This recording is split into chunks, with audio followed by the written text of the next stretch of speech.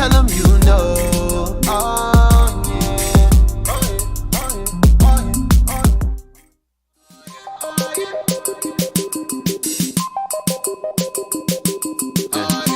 Rounding up the book to read, I gotta get them all looking overseas, and you know it, and you know it. Yeah. Rounding up the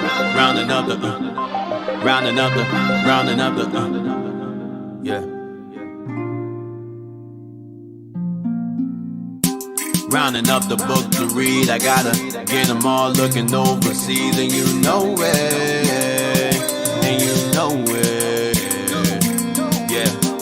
Reading through the law to see, I gotta dot the I's, even cross the T's, and you know it, and you know it.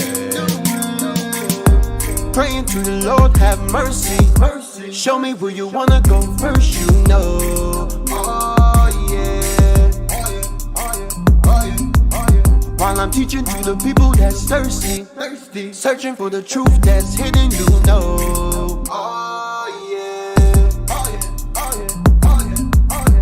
Speak through the mouth from my lips when I'm. Show me where you wanna go next, you know. Right away. If you lost and you don't know where the truth at, looking all around but you don't know where to go. Searching for the road to the way back. We don't know our father's going way back. Do you know it? Do you know it? Oh yeah, yeah. We the chosen people, you say no way. Enemies are teaching you the wrong way. Do you know it? Do you know it? Oh yeah, yeah. Do you know it?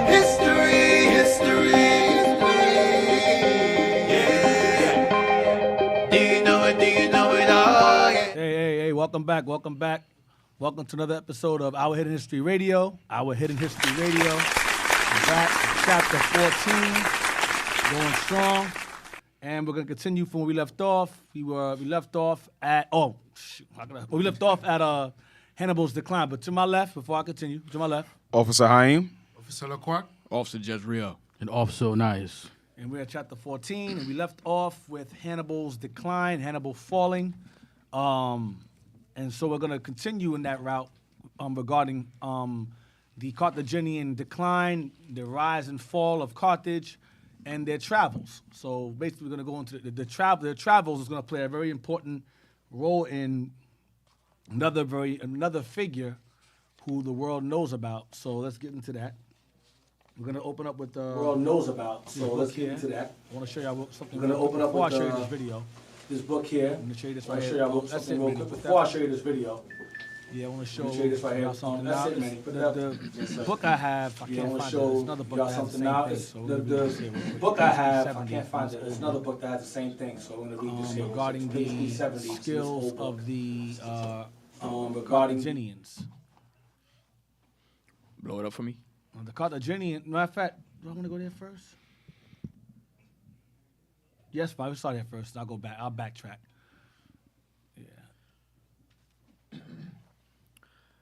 Some say that Gordian, as soon as he arrived at Carthage, considering the great strength of Maximon, and that there was no force in Africa able to oppose him, strangle himself. No, I was going to say it said strangled himself or and something himself, some old English word. I think it's strangled. Yes. Strangled himself? Okay. Go ahead. Old English. Able to oppose him, strangle himself. Or he killed himself. But the citizens, concealing his death. Okay, yeah, he did kill himself. Damn, go ahead. Made choice of his son to head them and come into an engagement. The Carthaginians were superior to the enemy in number, but without order and undisciplined. They had lived a long time in an uninterrupted tranquility and were enervated by ease and pleasure, to which they had resigned themselves. Besides, they were unprovided of arms and all sort of ammunition. Only each man brought with him from home an axe or a dagger, or a hunting lance, or a stake burnt and sharpened at the end, for the defense of his body. On the other hand, the Numidians were expert archers and excellent horsemen. So the Numidians and the Carthaginians are the same people. I'll get to that. I brought this out last week, but I'm gonna bring it back again so y'all don't I'll forget. get to that. I brought this out last week, but I'm The gonna bring it back Numidians were again. expert archers and excellent horsemen, insomuch that they ride without bridles, with a switch only in their hand, with which they could manage and command their horses as they thought fit. That's all. So the Numidians were skilled, expert archers. Keep this in mind. The Numidians and Carthaginians are the same people. Give me real quick, sex and race, real quick. And But yeah, It says that they ride without the bridle. yeah, that's We heavy. show you some movies about God Right. on this side of the world doing the same thing. Yes, definitely. They're out of bridle, which is crazy. You know how sex hard and- that thing hurts. Yeah. Some horses have a solid body. Let me see, black counts. No, not that page. I don't want that yet. What page is that? 196? Yes, sir. No, I want the old. I want 80 something. Not that yet. I don't want that yet. Don't jump ahead. That's for later. I just want that this to be there, so I ain't gotta bring all these books again. Okay. Go back to page 80. What's it? 88? Yes, sir. Try 89. Yeah, bring it over. There's a section Race, Volume 1 by J.A. Rogers. Pretty good stuff in here. Like I said, I take what I can out of it. We mentioned Hannibal's wife. Matter of fact, go back there real quick. Go back. Go back to 88. I want to touch something real quick. Go back to page 88. I think we had an Edomite on the comment board last week. And he was like, yeah, he was happy, like, yeah, Hannibal's wife was white. You guys are racist. No, she wasn't white. Right. Remember, I bought the book where it says that, and it says that Hannibal's army, this is the book, where it mentions that Hannibal had an army of Spaniards in his military. He had Numidians, he had Gauls, and he had Spaniards in his military. Keep that in mind. He had Gauls, Numidians, and Spaniards in his military. Read this here, blow it up some. This should be the whole thing, yes. We can see it. There you go. What do I have underlined now? Start from Hannibal and his African troops. Start there. Hannibal and his African troops must have brought a great deal of Negro strain into the Roman population. Hannibal and his African troops. Go ahead. For 13 years, they dominated the peninsula from the Alps to Naples. Hannibal himself was a full-blooded Negro with woolly hair, as his coins show. Go ahead. His wife was Spanish and perhaps white. His wife was Spanish and perhaps white. Now, J.A. Rogers, a black author, he assumed she was white because she was from Spain. But you have to remember, we ruled Spain. Remember his brother-in-law, Hasdrubal, had Spain on lock. Remember the Romans won Spain from us. Right. The mines, the silver mines and gold mines that they acquired, the Romans acquired in conquering Hannibal and his brother family out of Spain, made them a Roman Empire. So our people were living in Spain, and a lot of his troops came from that area. So it's the reason why it says she was perhaps white, is because she was from Spain. That don't mean nothing. Now her name was Emils. Emils is the feminine version of Hamilcar. Hamilcar, which is Hannibal's father. Hamilcar and Emils. It means princess. Hamilcar means something. It means Melkart is like a king, like Malek, or Malak, or Malik, or whatever. Malak, same thing. So her name was Emils. She had a Punic name. Okay, she had a Punic. Why would an Edomite woman have a Punic name? Right. No, she was not no Edomite woman. She was a Jake woman, but she was from Spain. She wasn't from Africa. She wasn't a Carthaginian from Africa. She was a Carthaginian from Spain, because Spain was our province, as was Africa. Her name was Emils. Okay, Imilce, Emils, which is a Punic name, meaning that she was a Punic origin. She was his people. She was not no white woman. But he assumed because she was from Spain that she was white. But she wasn't. Let's continue. Go to the next page. Next page. So, boom. Sorry, Esau. She wasn't no white woman. Nice try, though. Not that it matters, but she wasn't. Where we at? We want Start the- from there. Start from Rizal, I guess. Result and reckless. and recluse have also spoken of the marked Negro strain in the in North African peoples. The former says Negroes crossed the Alps with Hannibal and fell at Worth beside McMahon. It says Negroes crossed the Alps. Remember, the Gauls were with him. The Numidians were with him. Now, the Gauls were a Celtic peoples. I'm going to get to that later on. The Gauls were a Celtic people. Keep that in mind. Celtic, whatever. The Gauls were a Celtic people. It says they were Negroes that crossed the Alps with him. So when he came across those Alps, whoever came along with him was all black people. Right. Regardless of what they're called in books, they were all Negro. All of them. Go ahead. Whatever their original nature may have been, all this population must have been alloyed with a strong Ethiopian element. With a strong black element. All of them are black. That's what it's saying. Ethiopian element means black. Go ahead. The entire Semitic and Hamitic population of Africa has, in other words, a mulatto character which extends to the Semites outside Africa. Hannibal, most famous of all Carthaginians, was a Negro, as was said. As I said in the last page. Continue. The North African region was once known as Barbary. Barbary is also known now today as the Maghreb. That's northwest Africa. Carthage and all the way from Libya, all the way over, extending over into Morocco, Mauritania, Algeria, all that area there. Okay, including part of Spain, because it's all connected. That's Barbary states. The Barbary states. Read on.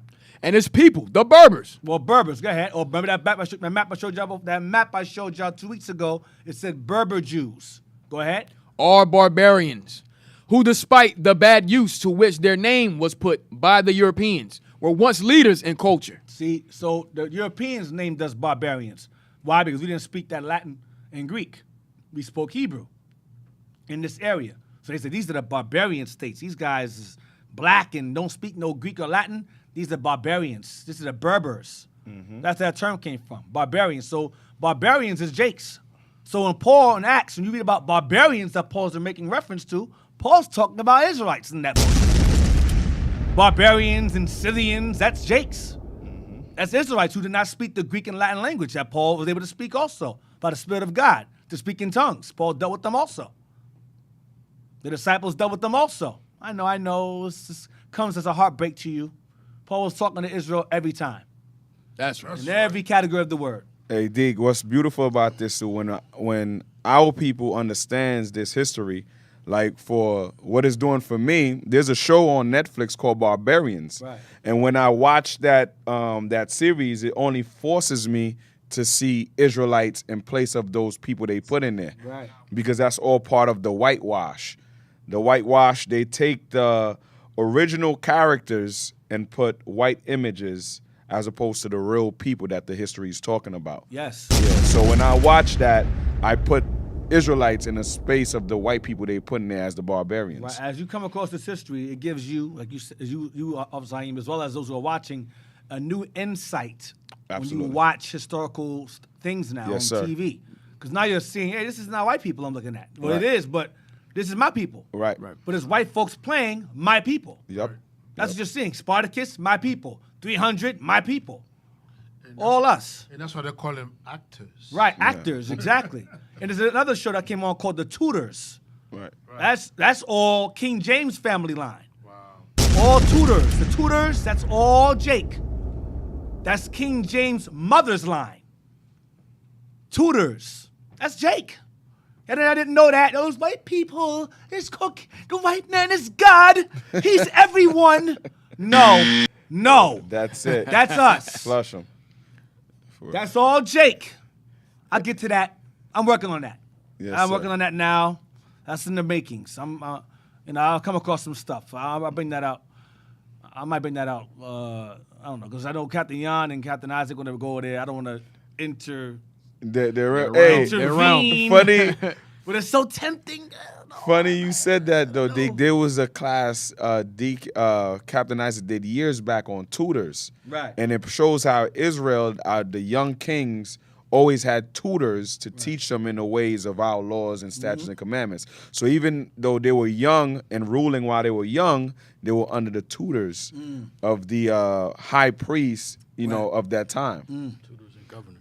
So Right, right, exactly. But they were, their names is the last name was the tutors. Tutors, But right. That goes back to that line that eventually falls into what is known as the Stuart line.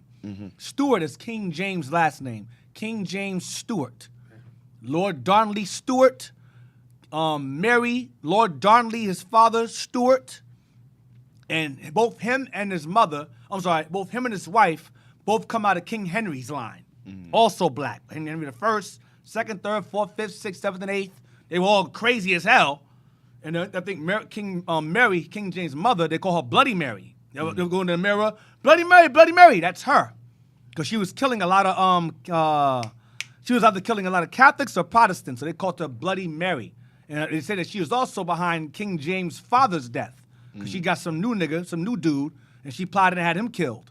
And then she eventually got locked up. She got locked up eventually, whatever. It's like the Book of Kings, but in Dark Ages. It's Dark crazy. Ages, Like, right, mad conspiracies and betrayals and adulteries going on. It's crap. King James family line is crazy, but he came out good. Yep. Because his I think his cousin or aunt Queen Elizabeth helped mentor him and kept him on the right track. Queen Elizabeth I, who's also black. J.A. Rogers has a book of her face in it. It's a black woman. It's called Nature Knows Her Color Line. It shows her. All right, but I'm taking y'all somewhere else. I'm kind of leading into them, to be honest. But I'll get to that. That's later on the line. Giving you spoilers. Give me Romans 1:14. Deal with that barbarians. Romans 1:14. Romans 1:14. the book of Romans, chapter 1, verse 14. I am debtor both to the Greeks and to the barbarians. I'm a debtor both to the Greeks and to the barbarians, those who speak Greek and those who don't. Those who understand Greek and those who don't. Go ahead. Both to the wise and to the unwise. Meaning wise, what's the opposite of wise? Unwise. What's the opposite of a Greek speaker? A non-Greek speaker, a barbarian, a Berber. This is Israelites regardless. Go to Colossians 11. Read this before, we're going to read it again. Now, the barbarians are first mentioned in Acts 28, but I'm saving that. When the snake bit Paul's hand, those barbarians, I'm going to save that for a reason, because that goes back to Carthage also. So I'm going to that later. Bear with me. Colossians 3:11. The book of Colossians, chapter 3, verse 11. Where there is neither Greek nor Jew, circumcision nor uncircumcision. These are opposites. Go ahead. Barbarian, Scythian, bond nor free, but Christ is all and in all. So Paul is saying, regardless of what your title is, whether opposite or whatever, it's all the same people. So the Jew, the Greek, same people. Whether circumcised, uncircumcised, you're still the same people. Whether a barbarian or Scythian, you're the same people. Bond or free, your status, still the same people. Christ is all and in all. Despite your title, despite your situation, your status, he's all in the same people. That's what he's saying. The barbarians, Scythians are all Israelites, as I brought out many classes ago. So if you're unfamiliar with that, if you're just tuning in and you're already saying that's not true, shut your stupid mouth. Start from part 1 and work your way up to chapter 14. I'm not going backwards with you simple-ass Negroes and you dumb-ass white people on there watching. I ain't got time for y'all today. I'm on another level today. I'm on another level today with animosity when it comes to stupid-ass comments on the comment board. Just be quiet and learn. Yeah, y'all got to play catch-up. Yeah, let's play catch-up, like we had to do for the past 400 years. Play catch-up. Just sit your ass down, be quiet. Now, let's get... Continue. Back to sex and race. Yes, sir. Page 89. Let's go to the bottom. Regarding the relation between Numidians, as you read earlier, and Carthaginians. Go over to page 80. Is that it right there? Yes, sir. Yes, read that, please. The Numidians of classic antiquity were a Negro people. The reason why he's saying of classic antiquity is because now they come off as Arabs. Most of those lands, the Maghreb or the Berber states, Barbary states, are Arab states now. They might call it the Maghreb. Bunch of Arabs. The Arabs are called Moors now, but the Moors of antiquity was us. The reason why Arabs are there is because the Arabs, along with the Portuguese, sold us in the slave trade and took our lands over and became us, like the white folks did. And have us enslaved while we're living there today. Because the slave trade taking place right now is, guess what? In the Maghreb. Tunisia, Algeria, Libya, where all Israel was. Right. So when the Portuguese came into power and the Moors fell, and we fled back into the Barbary states, the Arabs came along and the Portuguese joined together and started to enslave us and sell us all over the planet. You understand? The Arabs took us further east, and then the white man took us further west. You understand? That takes you to the trans-Saharan slave trade. That takes you to the Chinese slave trade, Japanese, Iranian, Iraqi. That's what that led to. So that's why you have Arabs talking about, I'm Numidian. No, you're not. The original Numidians of antiquity was our people. Black. Black. See it again? The Numidians of classic antiquity were a Negro people. Yeah. Sir William Smith says that the word Mari, from which comes Mauritania, Morocco. Because Morocco is or was called Mauritania. Morocco's new, but Morocco is Mauritania. Go ahead. But Morocco has a special meaning. The word Morocco does not go back to the word Moor. It goes to another term. I'll get to that later on. What Morocco actually means. Go ahead. Means black, and adds these Moors must not be considered a different race from the Numidians, but as a tribe belonging to the same stock. Right. So the Numidians were the same stock as what? As those of Mauritania, going back to the Moors, going back to Carthage, is the same place. Numidia is part of Carthage. Now, why am I going through so much trouble talking about Numidians and so forth? What is the purpose of this?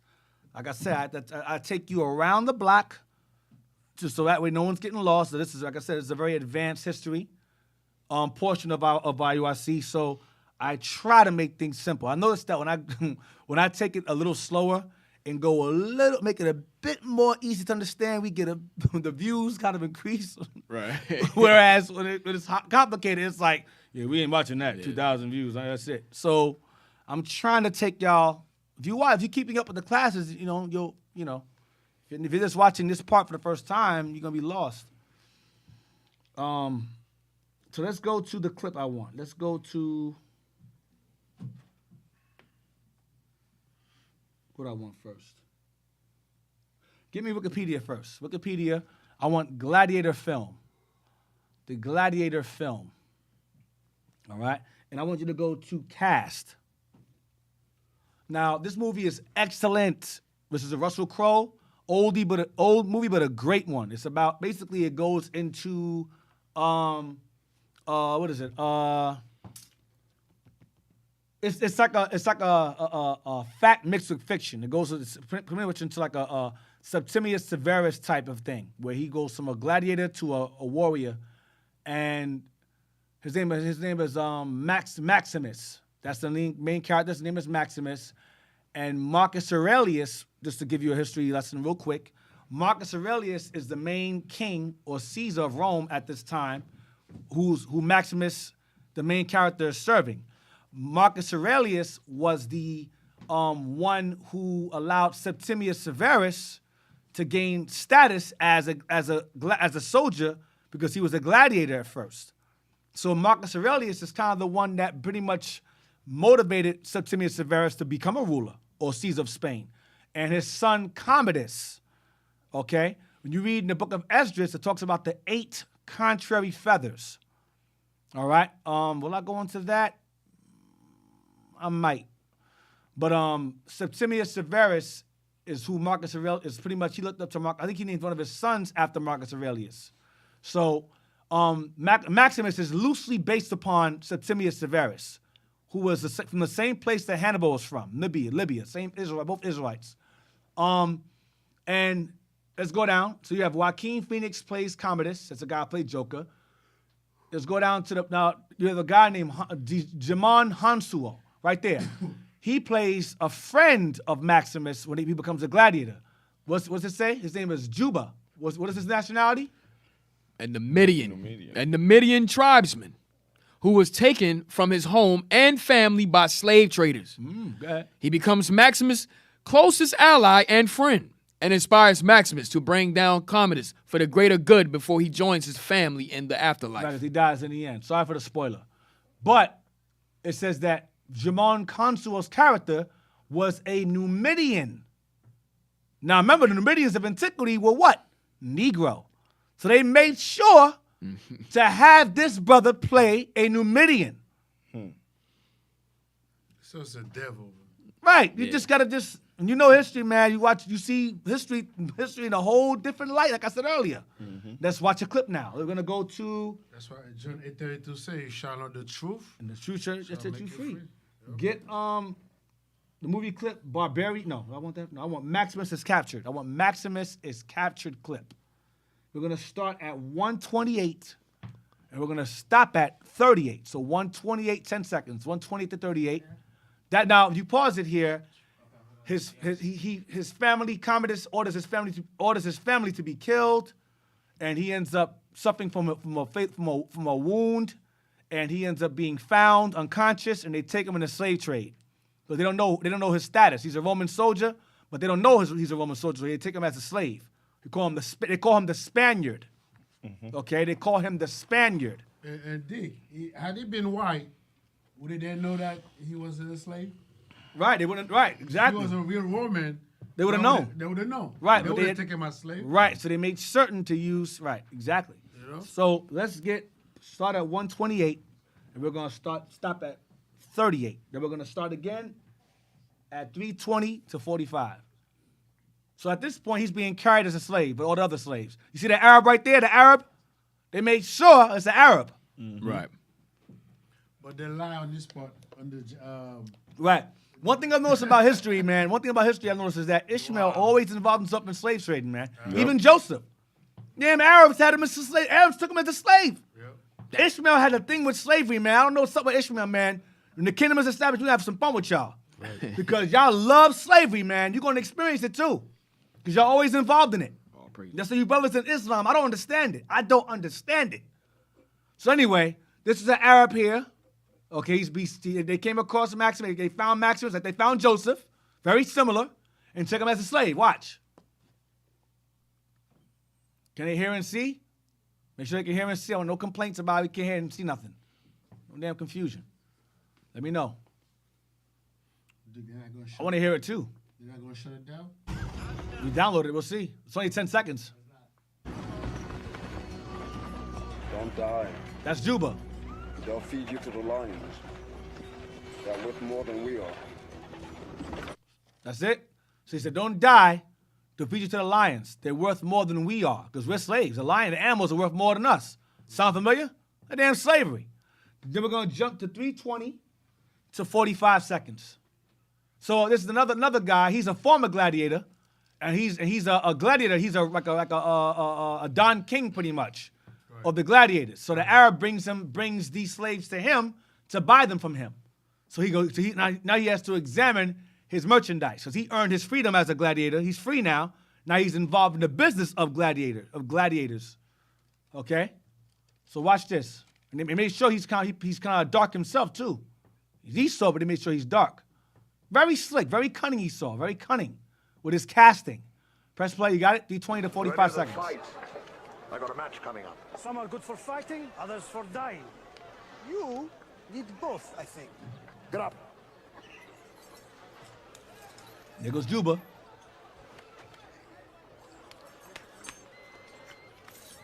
What's your trade? I was a hunter. No. Pause. What's your trade? He said, I was a hunter. You can tell by his hands. What's your trade? I was a hunter. Rewind it back some.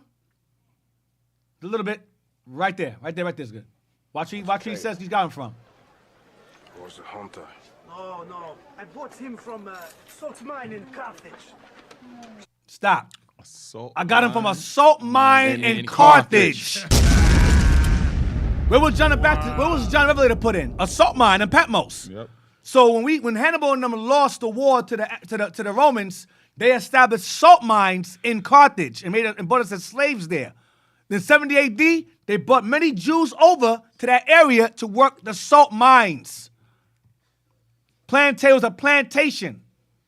So he came from Carthage, this man. This Numidian came from Carthage, working the salt mines as a slave. Prior to that, he was a hunter with a family. He was taken from and put to the salt mines.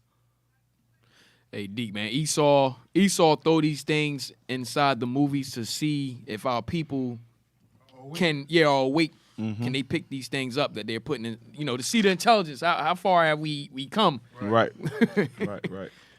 As you can see, we've come pretty far. Yeah, absolutely. All praise to the Most High for All that. praise the Lord, right? All praises. When y'all brothers get a chance, right, look up whitewash in Webster dictionary. Whitewash in the Webster dictionary. Real quick, just to show you, when you're going to go down, there's a few different explanations, and what this information empowers you is to depict and dig in sometimes. Whatever Esau give you, you know he's not going to give you the source. But in this particular flick, it wouldn't be to use the proper characters. Right. They had to use the proper characters for their message to go across. And they use the language that was so, but we don't know how to depict wrong from right. Go down to 4. That's 3, 4, right here. All right. So the definition of whitewash: to portray the past in a way that increase the prominence, relevance, or impact of white people and minimize the misrepresent that of non-white people.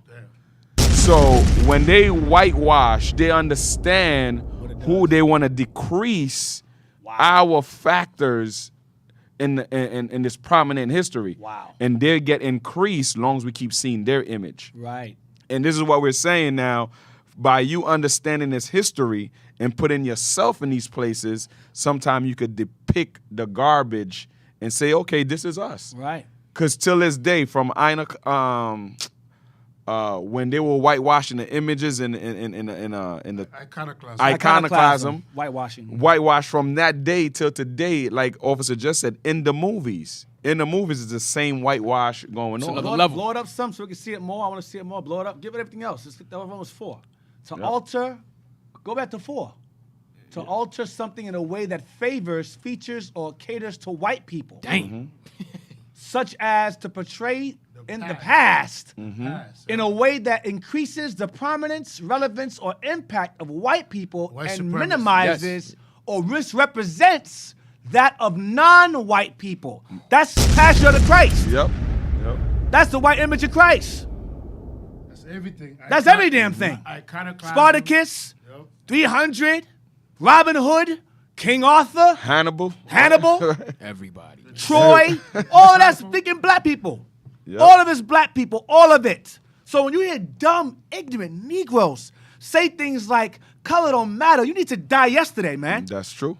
You need to just die. Just take a shot glass and some bleach and this shit. So you finished, man. End it. So you're done. End it all. Because you stupid as hell. Scroll up. Boom, right there, Deke. B. To alter an original story by casting a white performer in a role based on a non-white person or fictional character. And that's what Officer LaQuack said earlier. That's why we call them actors. Right. They can only take our story and act in our places to confuse the mass. And like you said before, they do that to boost themselves up in a light that wasn't them. Not just them, but their children and their children's children. That's why they have the Karens. They're prideful. They're arrogant. White folks carry themselves in a way, and it's almost like it's natural. They carry themselves in such a way where they feel entitled. Right. They feel, and they're privileged because they're born and raised in that privilege. You turn your TV on, all you see is you. You look the billboards, all you see is you. Right, you watch a movie, all you see is you. You watching about a commercial on gum, you. A commercial on diapers, you. Baby food, you. Toilet paper, you. Movies is you. Superheroes is you. Of course you're going to feel entitled. You're going to feel powerful. But if you're in a movie where you see yourself as, yeah, nigga, where my money at? Yo, yeah, pop, pop. That's you. Well, that's you. That's Yep. it. You gonna look at yourself as that. Right. Reverse So psychology. you're gonna see. That's how you're gonna see yourself. Then we put an image of the Messiah, a depiction of the Messiah as a black man. No images, brother.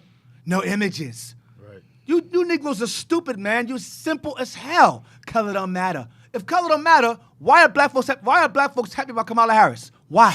Yep. What makes them so happy about? What makes Kamala Harris so special if color don't matter? Huh? Right. What made Obama so special? Huh? Because of his executive orders he passed, his political campaigns? Name some. Hell, let me help you. Name some that helped black folks. Fill in the blank. Obama passed a law that helped black folks buy blank. Fill it in. Fill it in.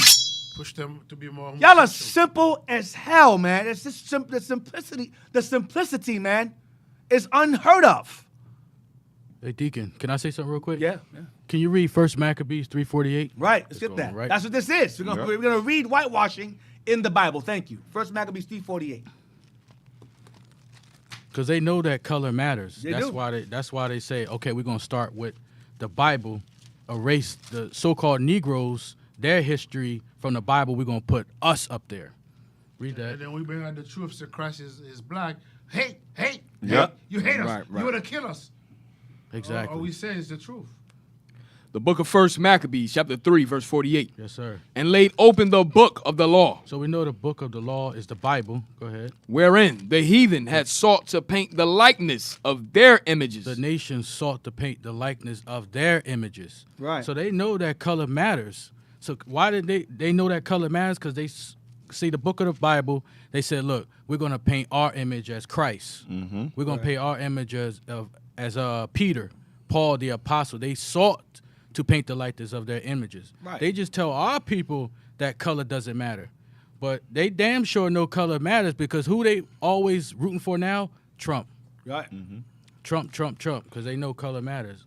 Throughout last point, you see like their monuments. This like Deacon say, it strengthens their children. We had them Negroes in slavery. Look, Abraham Lincoln, George Washington, so forth and so forth. That brings that pride level up even more. Right. And just to further the point, what I'm touching on right now, and some of y'all may not be aware, what we're touching on is the beginning of the Dark Ages. Right. That's what's happening. This is the grassroots of the Dark Ages. And Israel gained dominion in these areas of Europe and so forth. We were already there based upon what we're going over now. So I want to share something real quick. Elon Musk, you have that video where he mentions the Dark Ages? Let me give you an example of just how deep this rabbit hole goes regarding whitewashing. Now, the Dark Ages. Elon Musk, I showed y'all this before. Y'all saw this, right? You know what I'm talking about. I think it's let me see what video it is. I think it's the second one. Let me look at it. I got to see the title to know what it is. Yeah, just if you can't find it, just type it in. Elon Musk, Dark Ages. Yeah, it might pop up. We're going to see what he says regarding what will take place after World War III. Because Elon Musk is the genius mind of today. He is the Tony Stark of today. He's the one that's behind the Space Force, behind the new technological advancements of nuclear weapons and interplanetary space travel, which he plans on trying to get built and finished by mid-next year to leave the Earth because of an imminent destruction he believes is coming to this planet, and the safest place to survive it is not on the planet. I don't want the I don't want the website. I want the YouTube video. This is good too, but I want the YouTube video. Just type in Elon Musk World War III. That should be it. It should be two of them. They're both short clips. Elon Musk World War III. I don't know which one. I think it's a great background. I'm about to send it to him now. You have it? Yes, sir. Thank you. You guys are going to get it right now. Hold on. All right. To show you that these people, this man studies. This man been reading books since he was 12 years old. With the books that we have up here, he had already. Right. His parents said, listen, he read this, he read that, and he understood that eventually things tend to reverse back the way it originally was. He understood that. You peon heathens that are on the tournament boards And you simple-minded Negroes don't understand that things that are turned upside down eventually return right side up again. That's right. And also, Deke, Officer LaQuack and I was reasoning on this earlier. Our oppressors, the books that they have, they hand it down to their children as gifts, as something precious. The information that's in here is only for you, so you could pass it down to your children. And we haven't developed that the system within us. Within the Israelite community, we gotta, like, one of my favorite gifts to give people is a Bible. Yeah, I mean, I'm thinking that's the greatest gift you can give to somebody. Right. And here's the irony, officer. The books that these white folks give down to their kids, sometimes the kids don't care about that stuff. Right. And they sell the books. And you know what ends up getting the books? Bring it out, Deke. We do. We get them. Praises. That's the most. We have them now. It's a new day and age we now. get them. That's right. And We get them. And Dick, that's what I was telling him. I bought a book, and it was endorsed as a gift from so-and-so to somebody else. Yes. As a gift. Enjoy this from your auntie or uncle. It's a good read. And you'll see them highlighting it, underlining Yep. things, And circling pencil. the pages, pencil it in. I had the books. It's circled in. I'm like, oh, that's a good one. Thanks. I circled it. I'm going to save it. Write that down. And Dick, in that same book, it was a Jewish encyclopedia. Wow. That's the same book that shows you that Christopher Columbus identified this land as Asareth. Asareth. Wow. There you go. So it shows you that the like I was telling the officer was talking, the Yeshiva University don't have no Negroes, no Latinos, no Chinese. It's only strictly Jewish kids in those schools. Right. And they're the one that read those books. So they know it be like you want to maintain that superiority. You make sure these books never get to these people. Right. Right. Don't tell the goyim. Don't tell the goyim. Right. Don't tell the goy. Play that. Hope this is it. That's it, Deke. So the things that I believe in, like extending life beyond Earth, making life multiplanetary. I'm a big believer in sort of Asimov's Foundation series, or the principle that you really want to, I recommend reading the Foundation series, but it's like if you know that there's likely to be, we don't know, but there's likely to be another Dark Ages, which it seems, my guess is there probably will be at some point. Pause. Another Dark Ages. You don't know, you're not sure, he does know. Yeah. That's hip talk. He knows. He corrected himself. He said, we know. We don't know. Right. You know. He said the truth first. Right. We know there's going to be another one Dark coming Ages. in. Another Age. Dark Ages. But watch what he says when there'll be another Dark Ages. Continue. I'm not predicting that we're about to enter Dark Ages, but that there's some probability that we will, particularly if there's a Third World War. Pause. After World War III, there will be another Dark Ages when Negroes are ruling the planet of the apes. That's what that is. Yep. That whole movie based upon that. Yep. Niggas ruin the world, a black planet. That's why he said we're gonna leave here. Because we know if World War III pop off, we gotta go. Yep. We don't rule no more. Yep. They know, he knows. Y'all think we crazy niggas in the street? Oh, they're a cult. They hate people. Listen, these white folks, they look at you like you stupid. They know, he's talking to us. He ain't talking to you regular niggas or you dumbass heathens. He's talking to those who have sense. Right. Those who read and study and know things. He's talking to them. He ain't talking to you. Mm-hmm. And Deacon, we're the Most High told us to talk to you. To be honest, I don't want to, because some of y'all don't care anyway. Right. But the Lord says we have to, so we have to. But at the end of the day, this man is telling you that there will undeniably, inevitably, and imminently, if that's a word, I believe imminently is a word. Right. There will be a Dark Ages, and it will take place after World War III. Deacon, That's what Revelation says. After the first woe, second woe, the third woe, it's a wrap. They know this. He knows this. And guess who he's talking to? The other elites like him. He don't have regular dumb Caucasian friends on the side that's just don't know anything. He has conversations with councils.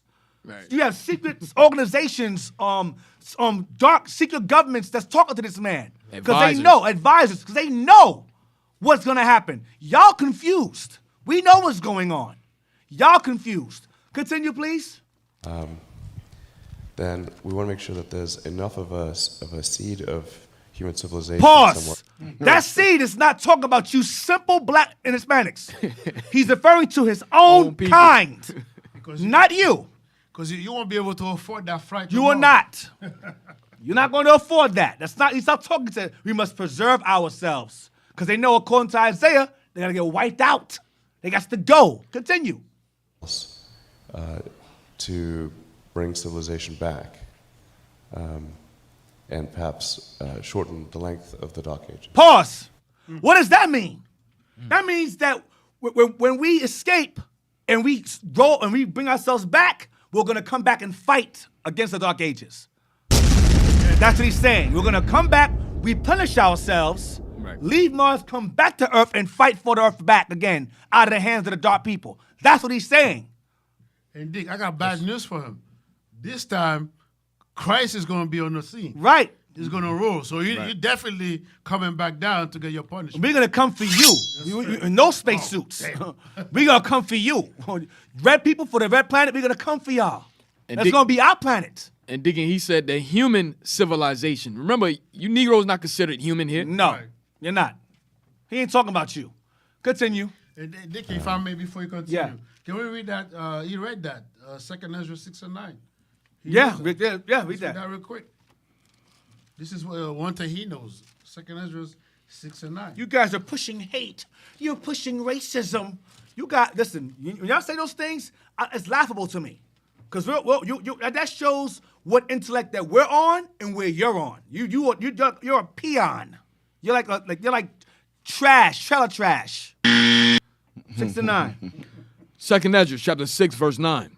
For Esau is the end of the world, and Jacob is the beginning of it that follows. Dark ages. Another dark ages. That's what he's saying. That's in the Bible. Bring it out. Look at his face, man. He's serious. He ain't smiling. He's no not joke. smirking.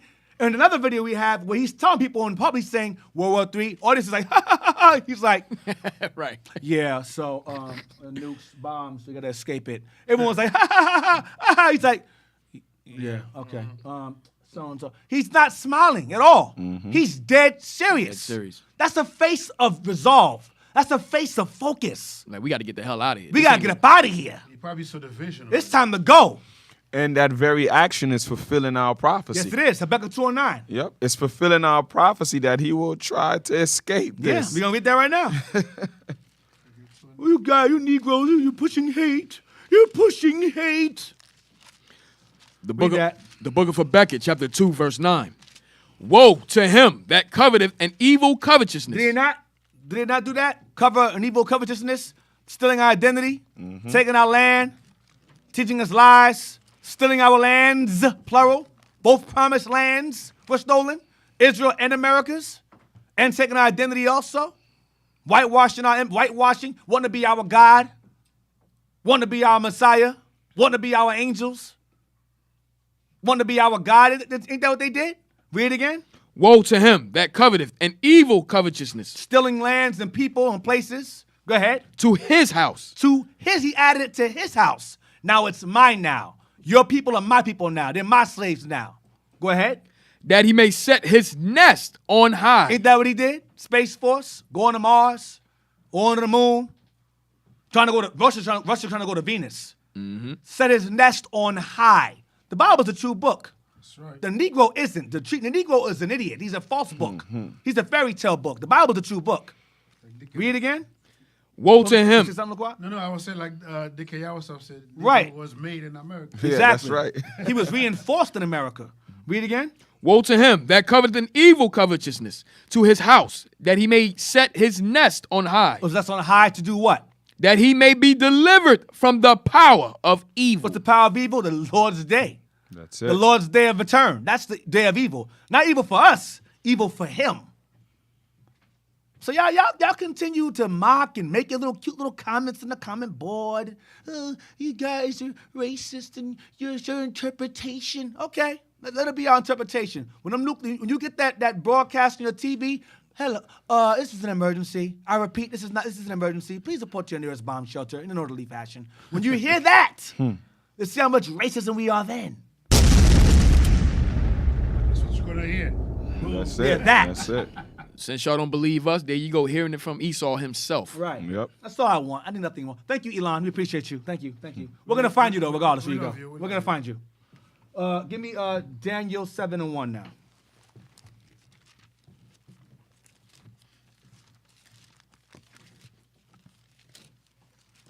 Now, keep in mind, I'm gonna go over it.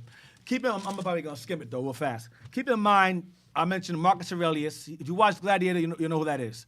Marcus Aurelius was a Caesar, and Commodus was his son. Commodus is the one who killed Maximus's family in the movie, and he pretty much got sold into slavery as a result of Commodus ordering the murder of his family, his son, his wife and son.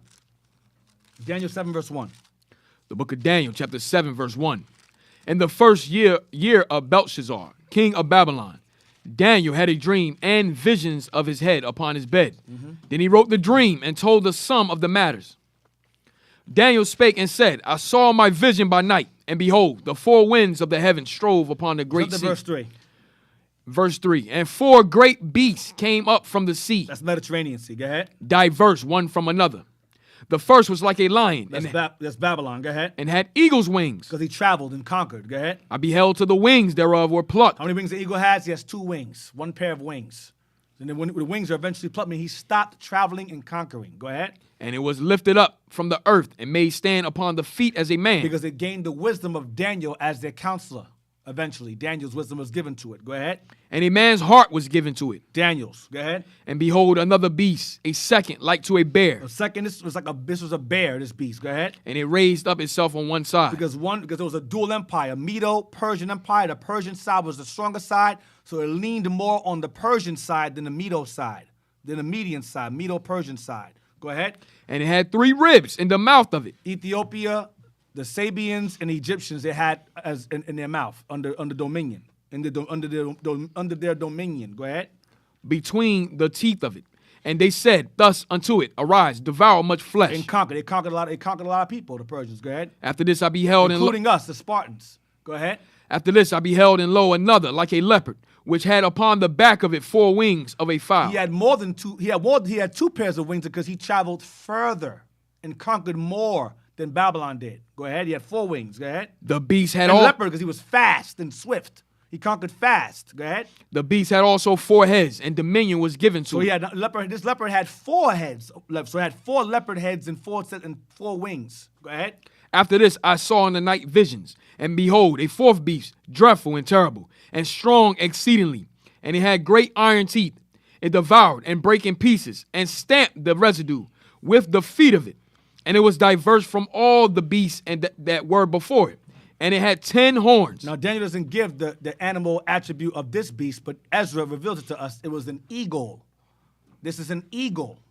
That's the image. That's the animal attribute of this beast, the eagle of Rome, which eventually extends into Spain, which eventually extends into Portugal, Britain, Russia, and eventually into America. All the same race of people. Go ahead. The eagle.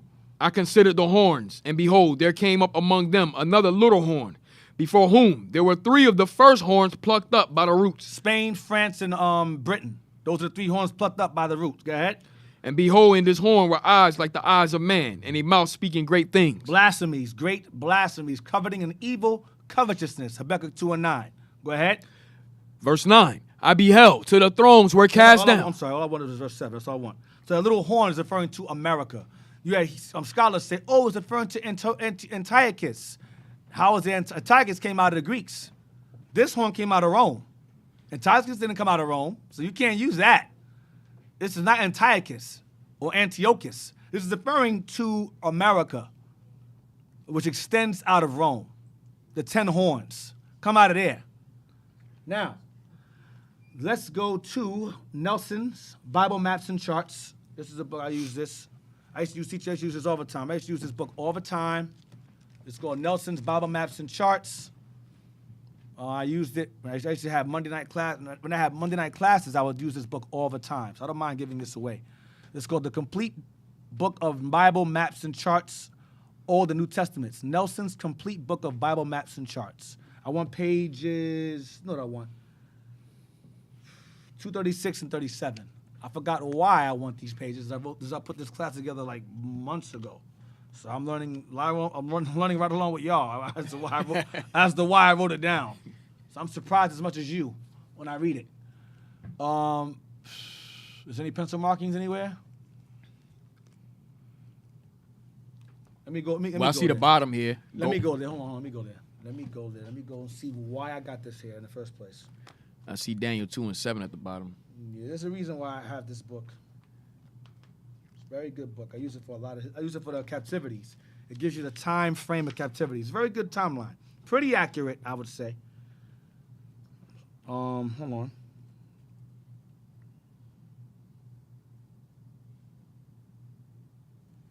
Hold on a second.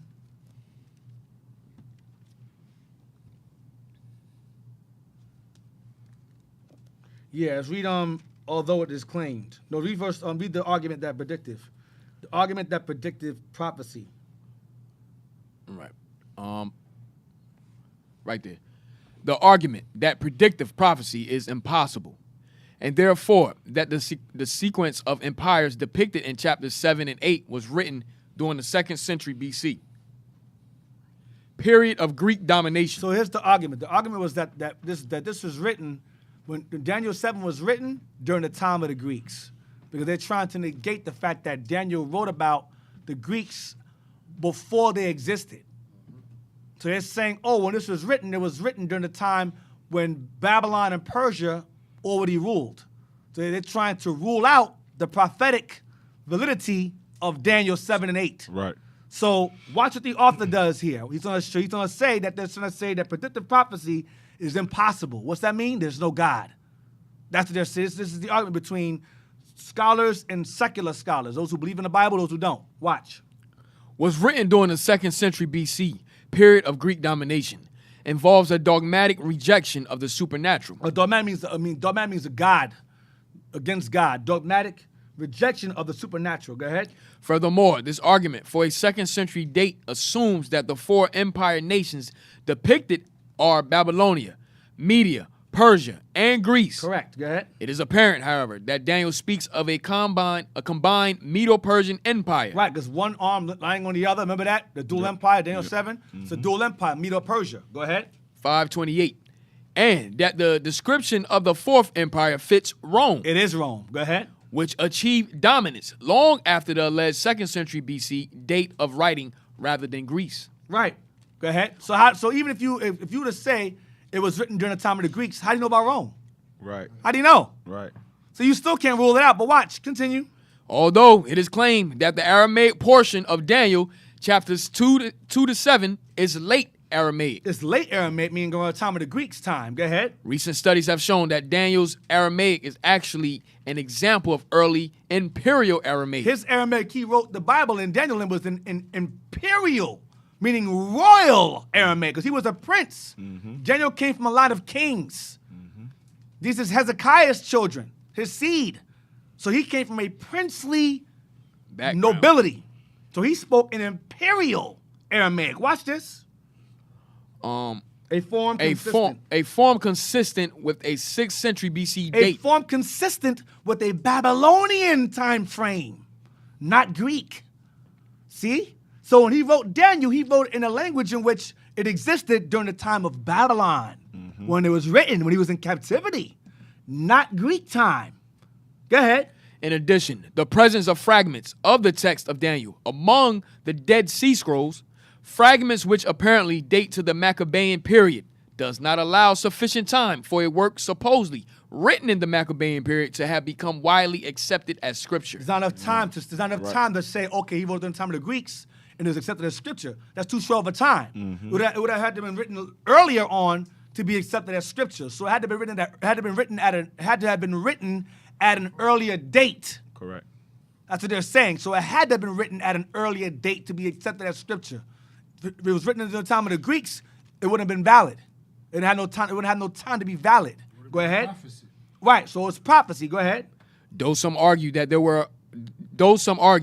are historical errors in Daniel, No, there isn't. Go ahead. and that these errors argue for a late date. No, you don't. Recent evidence has demonstrated the historical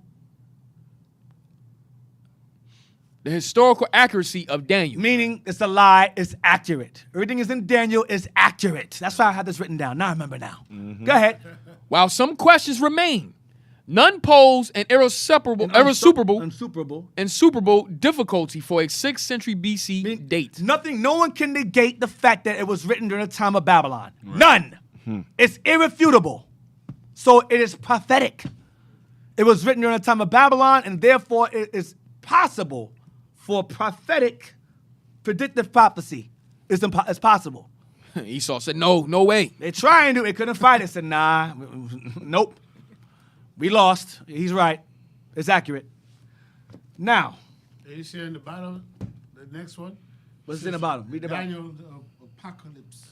Daniel. The Old Testament. Oh, wow. We read that. Daniel. The Apocalypse of the Old Testament presents a surprisingly comprehensive sweep of prophetic history. After an introductory chapter in Hebrew, Daniel switches to the Aramaic language in chapters 2 to 7 to describe the future course of the Gentile world powers. Wow. So he switched the languages Yup. to make it more Understandable, Within right. each captivity. Correct. Isaiah, Genius, man. Isaiah said Isaiah it. also. Yeah, Isaiah said with a different tongue, shall I speak to these His people? people. Right. Yeah. And continue reading. Keep going. Daniel reverts to Hebrew to survey the future of the Jewish nation under Gentile domination. Oh, man. Under our captivity. Go ahead. The theme of God's sovereign control in the affairs of world history clearly emerges and provides comfort to the future church, Us. Yep. as well as to the Jews whose nation was destroyed by the Babylonians. Damn. The Babylonians, Persians, Greeks, and Romans will come and go. That's what the Daniel says, right? Yep. But God will establish his kingdom through his redeemed people forever. Damn. And for those of you that want to know what's going to happen to the white man, there you go. He knows what's going to happen to him. The saint shall take the kingdom. That's Right. it. That's what it's saying. It ain't no hate campaign. It's prophetic scriptures that Esau never wanted us to know about. They don't want us to speak these things. And, To bring it to fruition. exactly. And this is the preeminence we should hold on to. Right. We should not be afraid to speak of these things boldly in these latter days. Right. So this is, again, Nelson's complete book of Bible maps and charts. It might cost $1,000 by the end of the night. Sorry. Nelson's complete book of Bible maps and charts includes reproducible maps and charts, Old and New Testaments. It's blue cover. Look for this. Copy it yourself. Read it and weep. You lying heathen bastards you are watching too. Enjoy it. I remember Deacon, I remember used this book a while back to show that the Persian Empire was 400 years leading up to Christ. He had the exact We can read that. date. All praises. That's- All praises. That's referring to Ezra. Right, yeah, referring to Ezra, yes, sir. That's referring to Ezra. We can get that. Was it? I think it was in that class. I gotta. Working with the Y'all got to Giants. talk. I gotta find it. Yeah, right. So, because it was going back to Second Esdras, I think chapter 9. I'm gonna get it. Let's gotta find it. While you find it, D, can we read that last paragraph of the themes? Yes, sir. Another theme of this book is the emphasis on separation to God. Stop. And this is what Negroes today don't want to do. Come out of her, my people. Separate yourself from this modern day Babylonian system, because we're in our captivity. All right, read on. Another theme of this book is the emphasis on separation to God, with Daniel as the ultimate example. Read. From his decision not to eat the king's food in Daniel chapter 1, verse 8 to 16, to his refusal to pray to the king. Chapter 6, verses 4 to 24. Daniel displays such an uncompromising spirit that spectacular opportunities were open for God to display his power on Daniel's behalf. And this is what God want to do with us. He want to display his power within our behalf right now. Us waking up and standing up for the truth and bringing back our heritage and displaying it God will speak on our behalf. Right. Yep. This page, I didn't copy this one. You need to take. Judge, you ain't right, man. They gotta take a screenshot of it. Oh, I mean, you talking about of this page? Yeah, 161 here. So we could let them do that as we. Yeah. Yeah. Let's go to real quick. Let's go to I'm sorry, Deacon. second. Let's read second Ezra. Let's just get it. In the meantime, and let's see if it coincides with this. It's in second Ezra. It's chapter 7, I think, right? I'm looking at 8 or 9. It may be 7. Yes, sir. 7:28. Yeah, 7 and verse 28. We're gonna read verse 28 to 29. The book of 2nd Ezra, chapter 7, verse 28. For my son Jesus shall be revealed with those that be with him. There you go. He's mentioning the Apocrypha. My son Jesus shall what? For my son Jesus shall be revealed with those that be with him. The disciples. Go ahead. And they that remain shall rejoice within 400 years. And those that remain, those who are remain during his time, shall rejoice within 400 years. Why shall they rejoice? Because Christ is going to be born. Now, Ezra is during the time of what captivity? Persian. So he said within 400 years' time, after you, the Lord going to show up. And those that remain are going to rejoice because they're going to be there with him 400 years from now, right? So now, y'all got it? Read verse 29. Verse 29. After these years shall my son Christ die, and all men that have life. So after those years, after those 400 years, when Rome comes up, he's going to be killed. And those who follow after him are going to be killed also. The disciples get killed also. And, you got it? And there it is. All I want is 161. That's it. Hey, pass it back. bring the book back. Thank you. Because I'll forget it. Don't get too comfortable with it.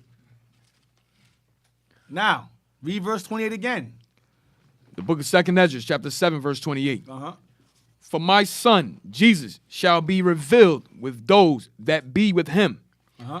And they that remain shall rejoice within 400 years. Within 400 years from this time of Ezra, Persian captivity, because after 400 years of Persia, Rome took over. Rome came up 400 years later. Watch this. Read this book now. Themes and literary structure. The book of Nehemiah completes the historical account of God's people in the Old Testament. Watch this. About 400 years before the birth of the promised Messiah. See? 400 years. Damn. Ain't that what Ezra said? Yep. Yep. So listen, front if you want to. Bible's a true book. That's all I wanted. That's all I wanted. And Dig, check this out. What other book does what the Bible do? None. Nothing. There's no other book on the face of the earth that give you a timeline of prophetic events that are to take place. And then now you have scholars recording and tracking these things. Yo, they did happen. Yeah. You have those that's going to argue against it because they the devil the Bible speak of. That's the only reason, but it's fact. It's clear. And they're going to die too, so that's okay. The Bible cannot be mated with no other book. That's it. Give me Esdras real quick. I mentioned about Maximus and Commodus. That's why you filter everything through the Bible. Right, as I said before. Mm-hmm. Hold on. Contrary feathers. Hold on.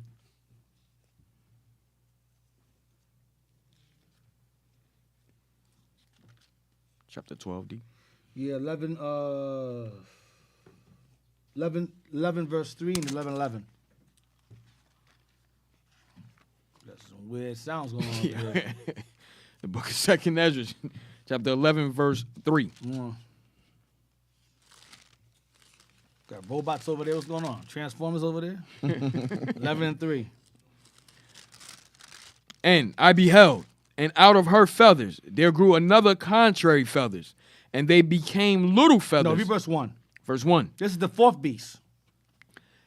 2nd Ezra, chapter 11, verse 1. Then saw I a dream, and behold, there came up from the sea an eagle, which had 12 feathered wings and 3 heads. That's the beast that Daniel saw in Daniel 7, verse 7. The fourth beast. He didn't give it the animal attribute. Ezra is. It's the eagle. Go ahead.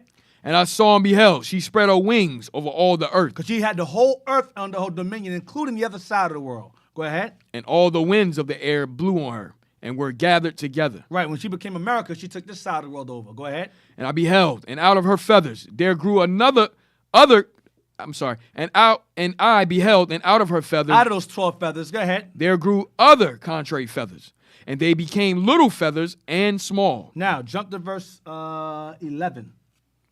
Verse Contrary feathers. How many of them were there? Watch. Verse 11. The contrary feathers. Watch this. And I numbered her contrary feathers, and behold, there were 8 of them. There were 8 of them. What were the 8 contrary feathers? I'm going to take it slow with y'all. I'm going to give you the 8. The 8 contrary feathers. Number 1 was Nervo. The 12 feathers was the 12 Caesars. Yeah. You had Julius Caesar's 1, Augustus Caesar's 2, Tiberius Caesar's 3, Caligula is 4, Claudius Caesar's 5, Nero is 6, Galba is 7, Otho is 8, Vitellius is 9, Vespasian is 10, Titus is 11, and Domitian is 12. That's who plays John the Revelator in the island of Patmos, Domitian, that bastard. The 8 contrary feathers would be Nervo, Trajan, Hadrian, Antonius Pius, Marcus Aurelius. That's in the movie Gladiator. Right.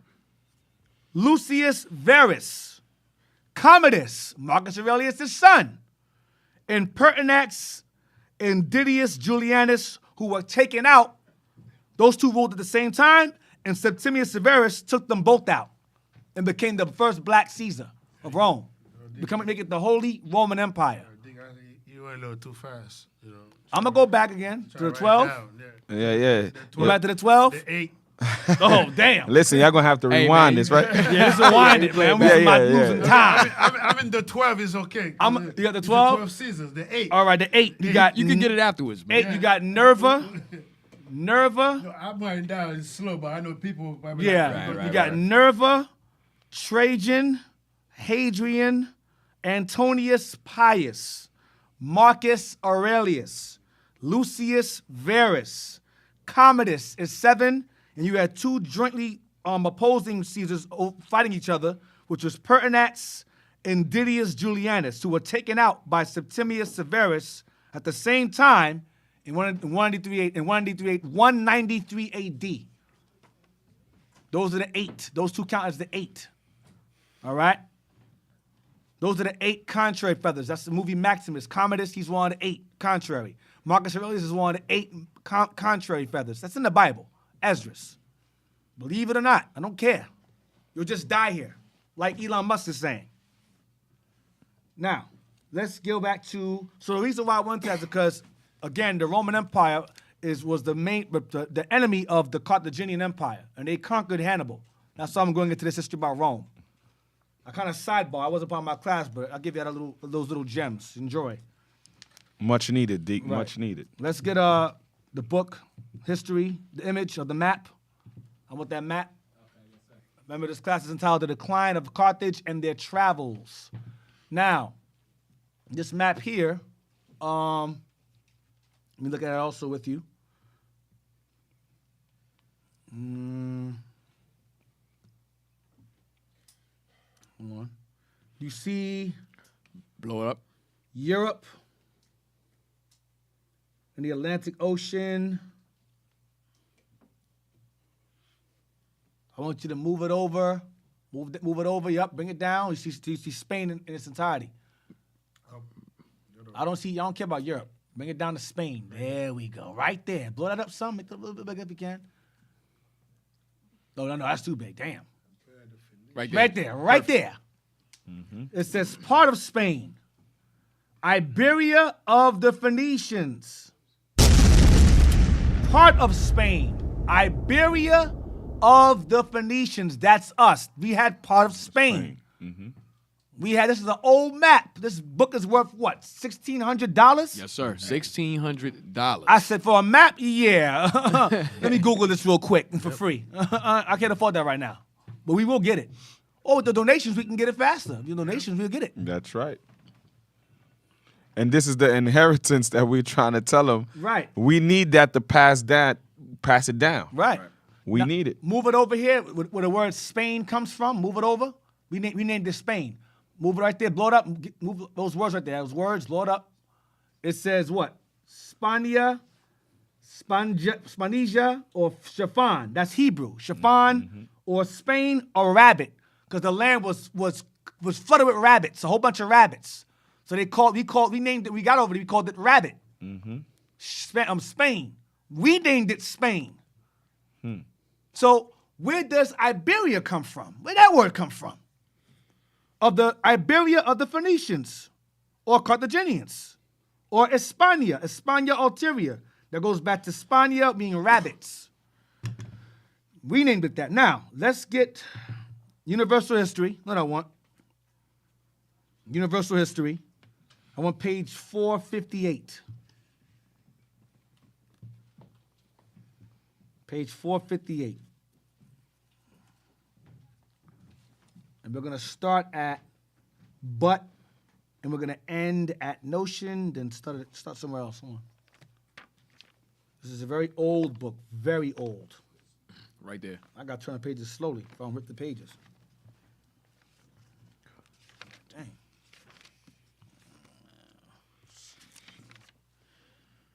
We're going to start at where it says, but it appears. Wait. Do I want to start there? But and that notion. Right? Yeah, notwithstanding, yes.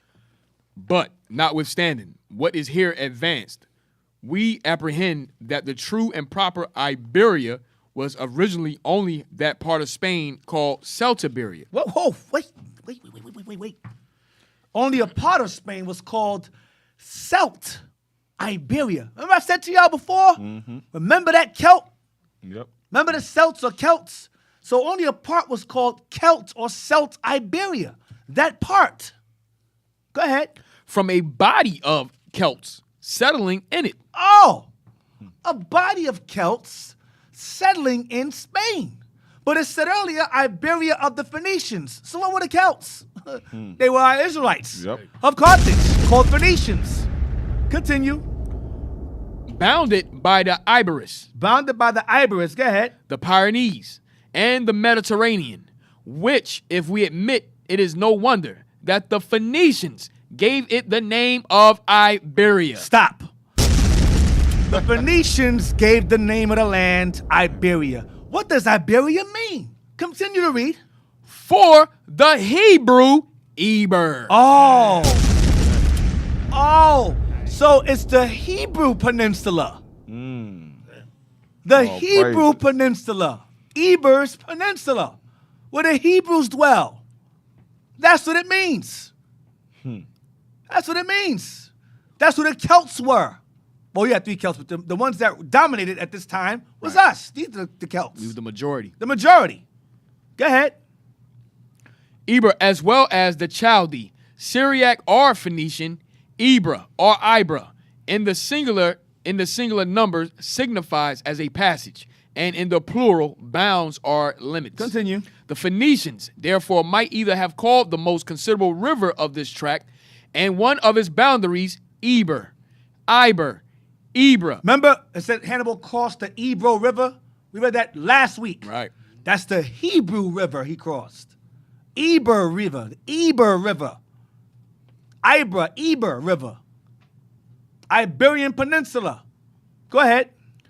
And from thence styled the inhabitants of it Iberians. And from thence styled the inhabitants of the area Hebrews, Iberians, or Ebos in Africa. Ebos. Or Aberus in the Americas. Haberus in the Americas. In Puerto Rico called themselves Aberus or Hebrews. Same thing. Go ahead.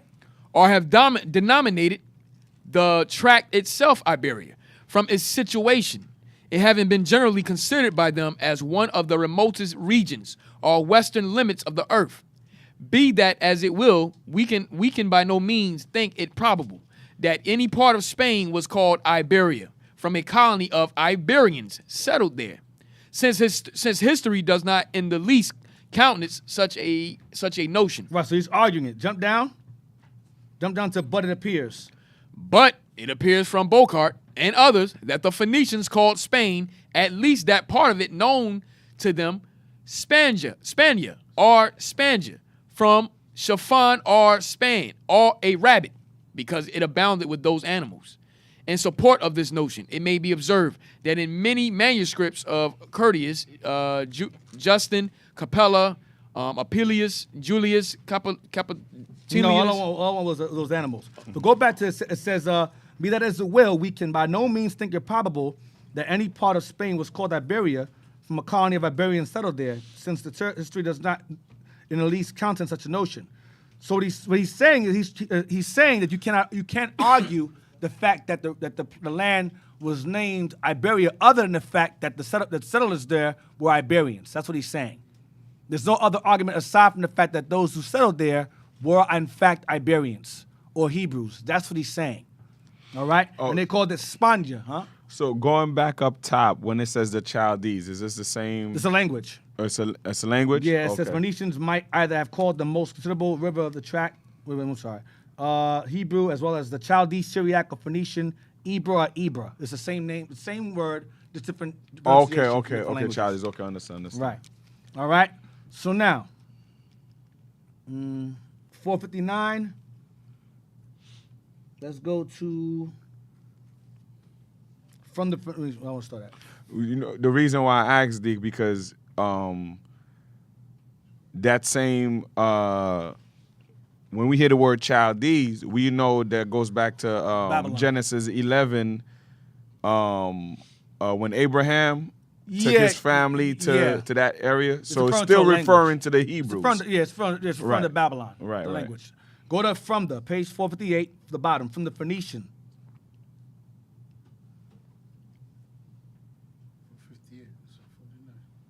458. No, 458. Go back to 458 again. The bottom. It says from the Phoenicians. Right here. It starts from there and goes into 459. I'm sorry. From the Phoenicians. Now 459. Blow it up. Spania, the Romans deduced their Spania or Hispania. So the Romans named it Hispania based upon what we called it first. They got that from us. They said, okay, we're going to call it that because they called it that. They were here first. They called it that. We'll call it that also. Hispania, like Hispanic. Okay? Rabbit. It means rabbits. Yeah. Okay? Go ahead. Which appellation, as well as Iberia.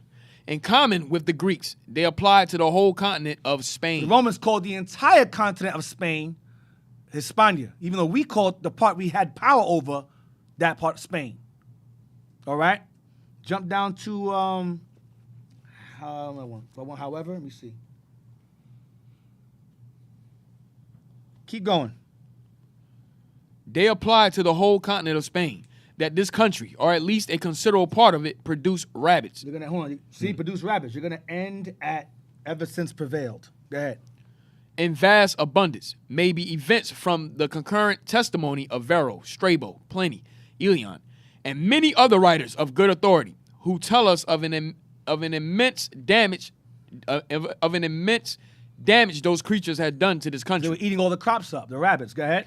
By spreading their burrows so far as to undermine and overturn whole cities. Their crops. Go ahead. Yeah. But that the chiffon of the Phoenicians answer to the rabbit can by no means be allowed. Go ahead. However, as the former in many particulars bore a near resemblance to the latter, the Phoenicians at their first arrival in Spain might take them to be the same animal, and from thence impose upon this country a name which has ever since prevailed. Spain. So that name Spain came from us. We called it Spain first. That area, that South Spain was ours. Then the Romans took over, conquered, and named the whole continent Spain. Like when they conquered Africa, named one part of the land Africa, then the whole continent became what? Africa. Same thing. Same thing. It's crazy. Esau has that attribute for their Easter. They use that bunny to represent them, right? And it's telling you those bunnies, they destroy cities. Yeah. They spread their burrows, their tunnels all over, and they destroy you. And this is the same traits of America, of Esau. Yep. Yeah, one thing though, Dick, if I may go to, somebody might be saying, how come we claiming everything used to be ours. Why is that? Let's read that in 2nd Ezra, chapter 6, verse 55. Because the whole world was created for the Israelite. Right. Especially, you know what? First, let's read Deuteronomy 11, 20, is it 25, 21? No, 24. The book of Deuteronomy, chapter 11, verse 24. Every place whereon the soles of your feet shall tread shall be yours. That's all I want. So that's what the Lord said. Yeah. Everywhere we Yeah, go. that's it. That's it. Now let's go to 2nd Ezra. 2nd Ezra, chapter 6, verse 55. All this have I spoken before thee, O Lord, because thou madest the world for our sakes. That's it. Right there. Right. So Everything is for ours. us, yeah. Yep. So that's why everywhere we go, we name it. Right. Yep. The Everything's river, ours. Igbo River. You know? Right. That's the same thing too in, I forgot the name of that book about the Tainos, about the land, the river, the name. Named the after their rivers fathers. After their fathers. Right. Yep. Yep. This well, the Samaritan woman says this well was named after our fathers. Right. Joseph. Genesis 10, verse 21.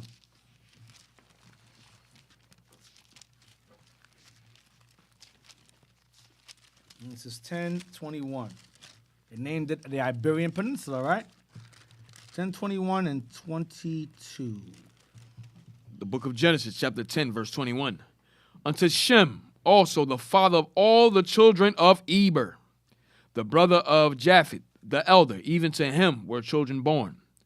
The children of Shem, Elam, and Ashur, and Arphaxad, and Lud, and Aram. Aram, that's where the word Aramaic comes from because it's a Semitic language. It's an ancient Shemitic language because Aram was an ancient Shemitic person. All right, but we're going to deal with the parts. It's children of Eber. The children of Eber, which is Hebrew. That's what Abraham was called Abram the Eber, Abram the Hebrew. That's what he was. That's what we called ourselves. Remember, we referred to the land in Mexico as Yucatan. Yucatan. That was what? That was a oldest son of or second oldest son of Eber. It was Joktan. Joktan, right? Joktan. Right. Where's it at? Real quick. Let me get it real It's quick. down to verse 25 and Let me look at 26. it real quick so I don't mess myself up. That's not what that says. Let's see. Hey man, we want to give a shout out to Captain Joel. Congratulations. Yeah, and a little, We little miss you. one, Where little you girl. at? You know, All praises. All praises. Deacon is looking for that. Verse 25. And unto Eber were born two sons. The name of one was Peleg, and from his days was the earth divided, and his brother's name was Joktan. Right. So Eber had Peleg. Peleg was the chosen line, and he had Joktan, which is Yucatan. That's Yucatan Peninsula. Right. All right.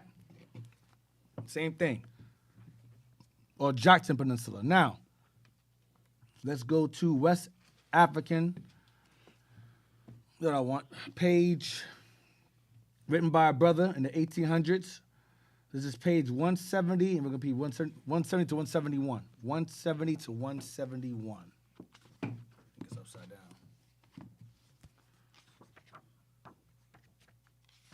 This was written in 1868 by a brother. He was from Africa, I believe. I think he was Igbo, right? I think he was here. He was on this Yeah. side. He just wrote. Yeah. But he think he traveled to Africa and Right. so forth. Page 170 to 171.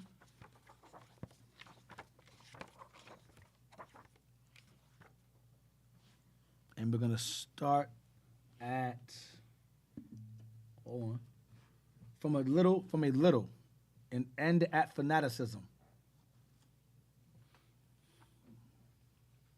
So 170 from a little. From a little study of the ethnology of the language of Western Africa. Hold on, let me find out where you at. Hold on. I should have got you on 69. Damn. You do? Yes, sir. 169? Yes, sir. Oh, let me get that verse. Damn. Let me read. But when the Mohammedans, start from there, the bottom of it. All praises. Thank you. Y'all all right over there, man. Y'all all right. Deacon, brother. Y'all doing all right, man. The brother's been in the spirit. Yeah. Hey, drop a bomb for yourself, man. Just bomb for yourself. You got it? When the Mohammedans, start from there. That's for you Muslims out there. Go up top. I don't like that religion. Oh, there you go, right there, right there, At the right bottom, there. when the Mohammedans overspread. But when Mohammedanism overspread northern Africa. Remember, I said to you earlier, it became the Maghreb. The Muslims conquered North Africa and sold us to the Portuguese. And a slave trade going on. They took us to the far east.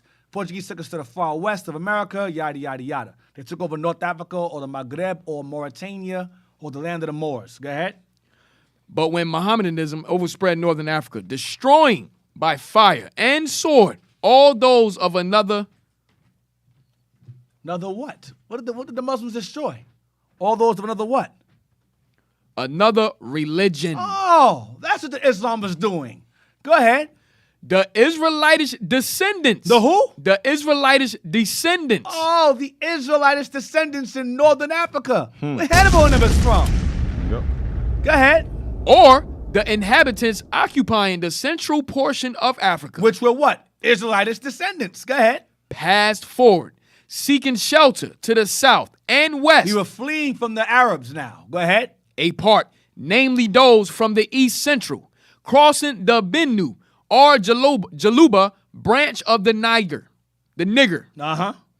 Descended gradually southward and became intermingled with the original inhabitants. Mingle with the Hamites that were there. Go ahead. Protected, or other Israelites that were there before. Go ahead. Protected from incursion on the north by the Benue River, and quietly settled between the great on the north by the Benue River. The Great Nigger and Old Calabar rivers. Oh, sorry, the Great Nigger and Old Calabar rivers. They remained in peace and grew from one generation to another in idolatry. We mingle with the other nations that were there. Go ahead. But still living tangible proofs in the form of their religion of the Judaistic origin of the inhabitants. Hamite with Israelite customs like Hannibal and them did. Same thing. Go ahead. After this slight digression. After us going the hell off slightly. Go ahead. We will now proceed to investigate more particulars relative to the tribes under consideration. Go ahead. The language, or the little of it that is known, is full Hebrewisms. The construction of sentences, the verbal significations, the mode of comparison are all typical of the Hebrew. Go to the from. Go to the from now. From little. At the same page. Go down. All right. From a little study of the ethnology of the language of Western Africa and the Hebrew tongue, one is involuntarily. Can you highlight it, please, so I can find it? I don't know where I'm at. Can you highlight it, please? No, hold on. Okay, I got it. From a little study, I got it. Go ahead. From a little study of the ethnology of the language of Western Africa. And what? Of Western Africa. And the Hebrew tongue. Go ahead. One is involuntarily brought to trace out a similarity, and one of them to that of the tribes, which, from the disobedience to the will of God, were dispersed. And the greatest number of them possibly went to Africa. Damn. I mean, the lost tribes of Israel. Oh, damn. Another bomb. Thank you. Damn. There you go. Go ahead. If the rites and ceremonies of the religion of the tribes bordering on the banks of the river Niger be closely examined and compared with the religion of the Hebrews at their earliest period. Watch this. Next page. At their earliest period. Go ahead. Come on. Igbo. Which is what? Heber tribe. There you go. Igbo tribe. It's Heber. It's Hebrew. Going right back to what? The Iberian Peninsula. It's just too much, man. It's too much. Hold on. We're going to stop at fanaticism. Keep going. If the Igbo, Heber language with all its corruptions. Why corruptions? Because we intermingled ourselves with what? The original inhabitants, with the Hamites that were there, like the Nilotics that were there. Go ahead. Be compared with that of the Hebrews. And if the particular disposition, peculiar disposition of the Hebrew tribes, as detailed in Scripture, and that of the Igbos, be properly investigated, there will be a priori reasons for a serious inquiry whether the Igbo tribe, which is but a branch of the Gala tribe in the interior, is the offspring of the lost tribes of Israel. Go ahead. Bring it out. Driven down from Central Africa. Why? And forced to cross the eastern or Benue branch of the river. Why? Of the Niger by Mohammedan fanaticism. By Islamic onslaught. That's why they fled these areas, scattered in these areas, fleeing from not the white man, from the Arabs. Deke, if we have time, can we pull up a map of the Benue River? Yes. So they'll know exactly Where we at? Wait. And give me Zephaniah, please, about the beyond the rivers. So, in other words, 3 and 10. we were in the land, and when these other nations came, The Arabs came. We fled further we south. fled and further central, south away from and it. they ended up running into other Africans that were friendly and mingle with them and start learning their works and mingling with them, but still Right. maintain some forms of Judaism and the language. Right. Despite like you said before, despite what did he use? Digressing. He said digressing. Get the Benue River and the Jaluba River. Go ahead. Zephaniah 3 and 10. You looking And for I that? show you, every time we in trouble, that's when we fled. We always southward. flee. Right. We fled further into Africa, always further into Africa, because Israel is already Africa. Right. The northeastern part, we just fled further in. So there was this book I came across, Dick. You know, y'all brothers putting the spirit on me to go dive in there, right?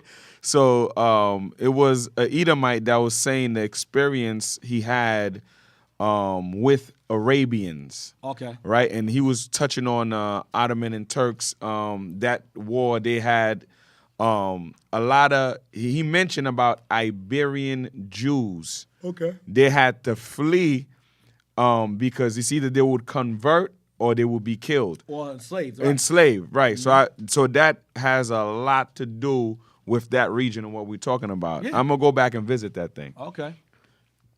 Hey, y'all had a couple of maps. Why you keep switching maps? It wasn't as clear as. Okay. All right. Unless you see something that's more suitable. Go back to. I just want the. It says Benue River. I just want to show. Click on the one you had before with the right there. Let me see that one. Let's see if I find this No, one. no, the first one, the very first one, right here.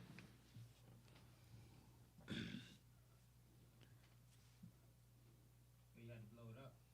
Yeah, go ahead. You can't blow it up. That's Nigeria. That's Nigeria there. Right. See the Benue All River. the Put your, rivers. And you see Chad, Cameroon, nigger right there. So the Benue ties right into it flows right into the nigger river. right. This Or is not. Niger, Niger River, whatever. Whatever you want to call it. I Right. call it nigger. That sounds better in my mouth when I say nigger. But yes, that's the Benue River, and the Jaluba River is adjoined to it on this side over here. Which this is Nigeria. This is Nigeria that we fled. So the old Calabar. So they got a lot of slaves from old Calabar. The Igbos and so forth. That's where they got us from. So we fled into the Benue River and the Right. Jaluba. Right, that to joins it. avoid being attacked. We could see where they were coming from based upon dwelling in that area. So it's right by bordering Cameroon, Chad, Lake Chad right there. All of that. Is there any more? Like, is there any more lands in that area? It says go up. It's Nigeria, right? That's Nigeria. That's Yes, sir. Nigeria. There you go. All Jake, all in there. Zephaniah now. Zephaniah 3 and 10. The book of Zephaniah, chapter 3, verse 10. From beyond the rivers of Ethiopia, Beyond the rivers of Ethiopia, they all flow around that area into westward toward Nigeria. Go ahead. my suppliants, even the daughter of my dispersed, shall bring mine offering. Right. So Israel is beyond the rivers of Ethiopia. That goes back to the White Nile, Blue Nile, the Benue, which flows into the Nile, Lake Chad, all of that. It's all the same. Israel was all in that area, all in that region. Israelites were all in that region, fleeing from multiple persecutions. If not African, Arab. If not Arab, white, Caucasian, or European. Hey, real quick, D, I just want to bring this out. The book I was just talking about, which were the Israelites, the Hebrews, they were caught in that crossfire. The book is called 7 Pillars of Wisdom. Okay. It's an autobiography by T.E. Lawrence. He served as a liaison during the Arab revolt against the Ottoman and Turks. So that's why it was speaking about the Iberian Jews that was in that area during that conflict. Spanish Jews. Right. Jews from Spain. Right. So they were in that crossfire during the establishment of those empires. Right. Wow. Go to Universal History again. Pages 7, and we're going to be pages 7 and 9. To get some insight on our forefathers, our brothers. You see all these things, the persecution of the Jews. So, but her hatred, like when you read, can we read that real quick? Matthew 24, verse 9. Because that's what we keep fleeing, persecution. Right. All nations hate us They want to kill us. So it don't matter where you go. It don't matter where you There's go. no hiding. Curses overtake you, no matter where you go. Yep. So niggas talk about I love everybody. Everybody hates you. Right. Book of Matthew, chapter 24, verse 9.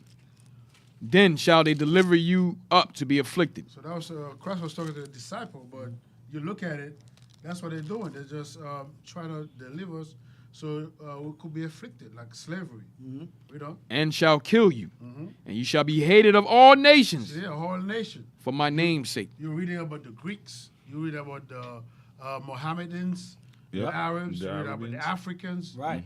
the Chinese, everybody. Right. The Greeks, yep. Yeah, we all hated because of who we are, the Right. Israelites. Right. Exactly. Get page 7 of history, universal history again, and we're gonna start at hold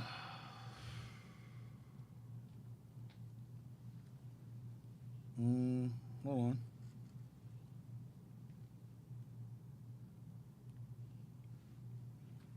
I didn't mark this time. 1 second. He likewise going into Hasdrubal. Yeah, start from here. It's going into Hasdrubal. He likewise gave. And stop at Romans. Blow it up. Right, go back some. It's going into Hasdrubal's Right there. mentality, how he was.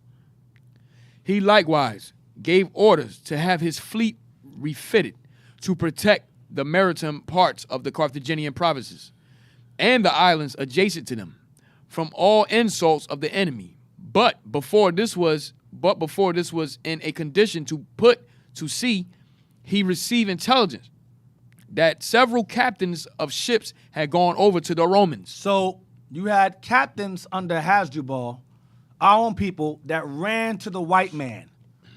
It's always niggas have been around for ages. That's why I don't curse. I don't care about white folks. The problem with me is niggas, Negro. That's you. Y'all have always been around. Always been a problem. Always black people being the problem. They ran to the white man. Watch, continue. His own captains. Sound familiar? It happened with us. Wicked, evil captains running to the white man or causing problems. Go ahead.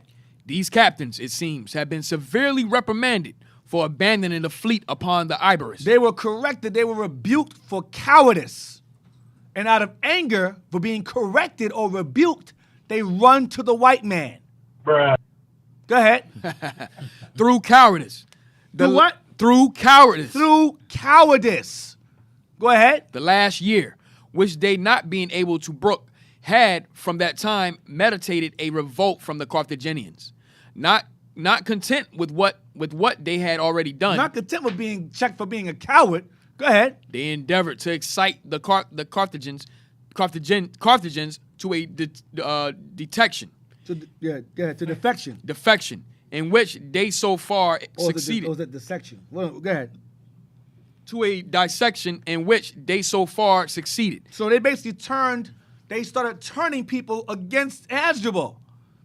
They left Hasdrubal, then started running around looking for allies within the Hasdrubal to turn against them, like Negroes do amongst us. Go ahead. That several towns were drawn off from the obedience to the Carthaginians, and another that refuted to join them, reduced by force. This unexpected rebellion proved very prejudicial to Asdrubal, and a seasonable diversion in favor of the Romans. Right. So this act helped Romans overthrow us faster, because stupid black people want to revolt and cause problems within the nation. Just like today. Simple, stupid captains causing problems, running to the white man against their brother. This was Hannibal's brother, right? Yeah. Yeah. I believe it was his brother or brother-in-law. The captains of Asdrubal, right? Asdrubal. I believe this is Captain Asdrubal's captain. I believe this is Hannibal's brother-in-law. Okay. Right, brother-in-law. Brother-in-law. His sister's husband. Hey, Deacon, man, it's crazy that Esau used the same tactics on Right. us. They wait for us to act like animals amongst each other. Yep. And then they like, yo, let's get them now. This is the time. Same old tactic. Go to page 9 now. And that's why Christ says a house divided Cannot against stand. itself cannot stand. Right. 1 second. 1 second. All because I don't want to be corrected. Right. Right. Correction. Go to page 9. I mix it around. Go to page 9. The consequence of this action. Still doing what Hasdrubal.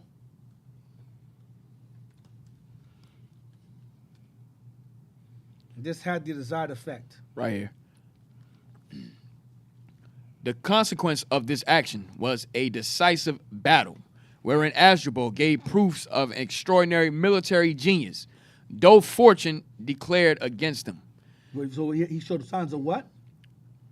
The consequence of this action was a decisive battle, wherein Asdrubal gave proofs of an extraordinary military genius, though fortune declared against him. So he still got killed. So our forefather Hasdrubal was a military genius. So was Hannibal, and so was their father before them, Hamilcar. They were all military geniuses. Military geniuses. In which tactics, 2,000 years later, the European man uses today. Esau uses today. All right? So the original Spaniards was black folk. Black people. Right. All right? Starting with Japheth first. Then Jake came along. Then Esau came along later on and took over. Let's get Indians. The book in the Americas. No. Give me Caesar and Christ. No. I'm sorry. I'm bugging. Give me Wikipedia. Celtiberians. How much time I got left? Like 5 minutes? Yeah, like 4 3? minutes. It should be quick. Go Wikipedia. Go to Celtiberians. Remember it said the land was settled, the Spain was settled by Celtiberians? I'll tell you how to remember the term Celts. Celtiberians. Let's see who they are. And that Celts also helped Hannibal cross the Alps. Remember that? They were called Gauls. Gauls or Celts, the same thing. Celtiberians, we're going to start at, after this, we're going to take a break after this. Start at the Celtiberians and end at settlements. The Celtiberians were a group of Celts and Celticized peoples inhabiting the central eastern Iberian Peninsula during the final centuries BC. They were explicitly mentioned as being Celts by several classic authors.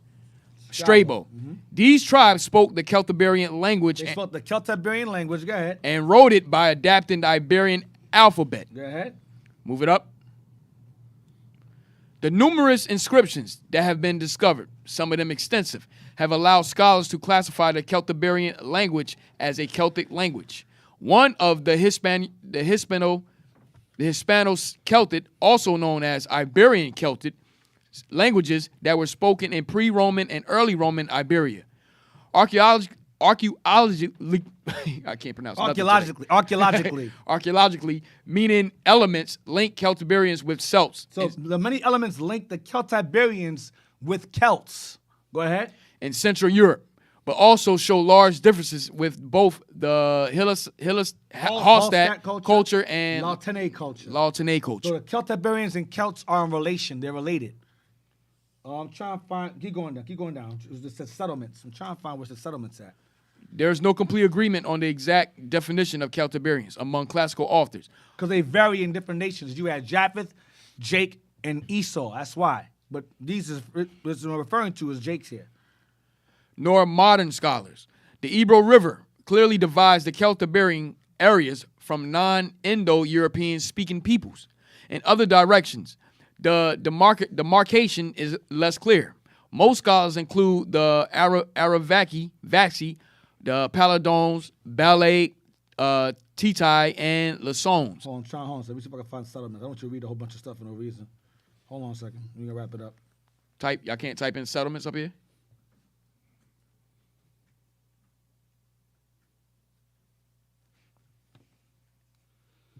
Let me see. It's right here, Deacon.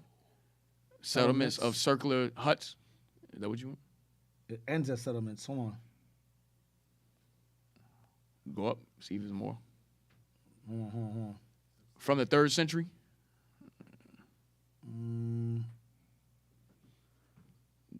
That's enough. You can stop there. I don't want you reading for no reason. This ends at settlements. What end settlements? Where? That's end settlements? It says subsidiary settlements. Yeah, but from where you left off? Oh no. No, sir. It's way above, right? Yeah. Nah, sir. I saw one. So Celtiberians and Celts are in relation. We'll stop there. Take a break for now. We'll be back. I know your brains are overloaded, so take a break. See y'all in a few minutes. All right? So stay tuned. Shalom.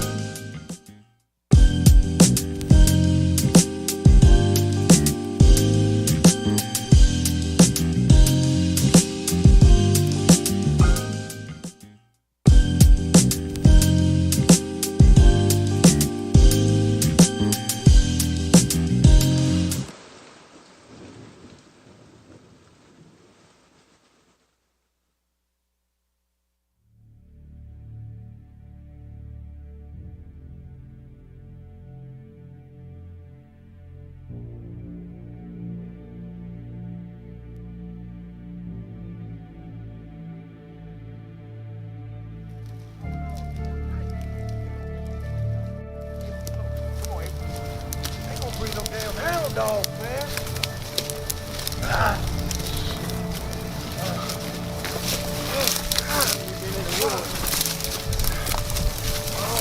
Come on, man. Bring your slow ass on. Come on, bro.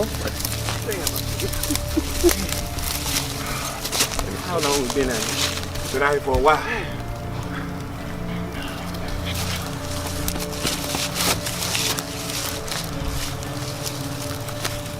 What you do now?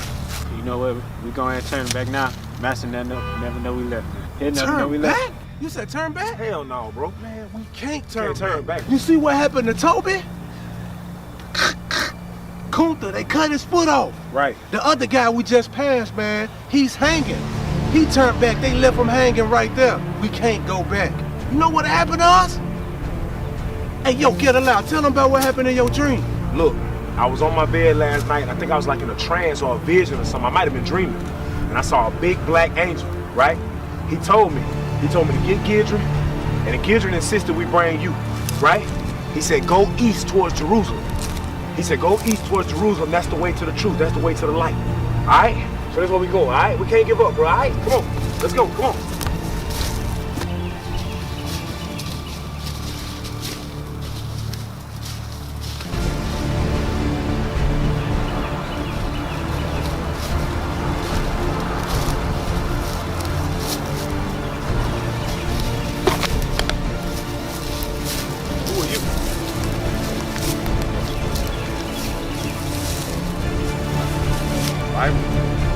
Deuteronomy 28, truth about slavery.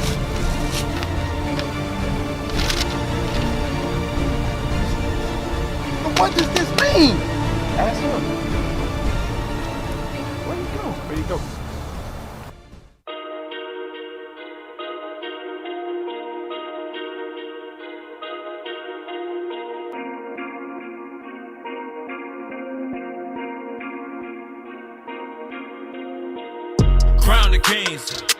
Crown the kings, know what I mean? Crowns and rings, country grammar sound serene. Wash them clean, drip that water, southern smoke. I went for broke, got proud of me. Crown the kings, know what I mean? Crowns and rings, country grammar sound serene. Wash them clean, drip that water, southern smoke. I went for broke, got proud of me. Champion sound, king me. They want me in cuffs, enough is enough, free me. Yeah, I'm calling your bluff, you ain't no Greek, ski-wee.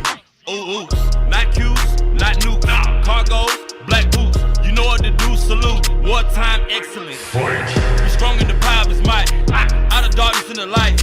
Gold streets in my sight. Who's the king? Christ. Who am I, Israelite? You know what that mean, right? He giving me the crown of life. Go rolling through the fire. Purge out my impurities as I do what's required. Light it up, take me higher. Level 12 ain't high enough. 144,000 riders right behind him when he crown the kings. Crown the kings, know what I mean? Crowns and rings, country grammar sound serene. Wash them clean, drip that water, southern smoke. I went for broke, got proud of me. Crown the kings. Crown the kings, know what I mean? Crowns and rings. Crowns and rings, country grammar sound serene. Watch them clean, drip that water, southern smoke. I went for broke, got proud of me. Crown the kings, the Lord is King of kings. We kings and priests stricken, this theme is black extreme is. Media blackout, Christ see black, we bringing it back out. Daniel 10 and 6, Revelation 1:14, that Jesus white bread slice. Still in the forefront, saying trying to push to the background. Still the truth gon' cover the earth like Feast of Tabernacle campground. Come against and be happily found and be fighting against God. Stand down. Yo, Dr. Tours long, see how you still selling that. Yo, Dr. Tours long, see why they still buying it. It's bland and it's tasting twisted. Okay, you don't see me, but it's beneficial. The line stop right here at Mason Dixon. Hold the line. Free me. Exodus 5 and 1 repeat. Luke 174 3D. With my glasses at GP. Crown me. Crown the kings. Crown the kings. Know what I mean? Crowns and rings. Crowns and rings. Country grammar sound serene. Watch them clean. Drip that water. Southern smoke. I went for broke. Got proud of me. Crown the kings. Crown the kings. Know what I mean? Crowns and rings. Crowns and rings. Country grammar sound serene. Watch them clean, drip that water, southern smoke. I went for broke, got proud of me. This right here is so electric. Country bumpkin, wake 'em up, narcoleptic. In pain to be delivered like we expected. Crown my king and yes, he black, y'all gon' accept it. Give me a minute. Country kings always in the building. You're super blind and can't see the vision. I think you lost focus on the mission. Yeah, we making hits back to back like Alabama and Mississippi. Twin crowns for the twin states. God promised us to get the gates. This that dirty. This the streets where kings were made. Where we picked a whole field of cotton while the white man was sipping lemonade. Crown is back where it belongs. Yeah, the South got something to say. Turn up the heat. Country kings ruling over our enemy. Crown the kings. Crown the kings, know what I mean? Crowns and rings. Crowns and rings, country grammar sound serene. Watch them clean, drip that water, southern smoke. I went for broke, got proud of me. Crown the kings. Crown the kings, know what I mean? Crowns and rings. Crowns and rings, country grammar sound serene. Watch them clean, drip that water, southern smoke. I went for broke, got proud of me. Crown the king with the founder things. Oops, I mean finer things. I'm a king, I ain't trying to bling, but my light shine like a diamond ring. My rhyming scheme so futuristic, for you to get it, need a time machine. Platinum crown with the green stones, a son to call them lima beans. This burrow, right? I'm melting ice, my gummy dripping pearl white. These matching braces with these platinum swirls tight. Stay fresh to death, prepare to rule the world, right? I'm that bread third type. That be posted at your corner stores with everything you wanna know. Got preset packs and fly stacks and my Bible strapped like Geronimo. Babylon is gonna blow, then all hail the King of Kings. He gon' soon the throne and his rule is long and the 12 tribes gon' bling and bling. Crown the kings. Crown the kings, know what I mean? Crowns and rings. Crowns and rings, country grammar sound serene. Watch them clean, drip that water, southern smoke. I went for broke, got proud of me. Crown the kings. Crown the kings, know what I mean? Crowns and rings. Crowns and rings, country grammar sound serene. Watch them clean, drip that water, southern smoke. I went for broke, got proud of me.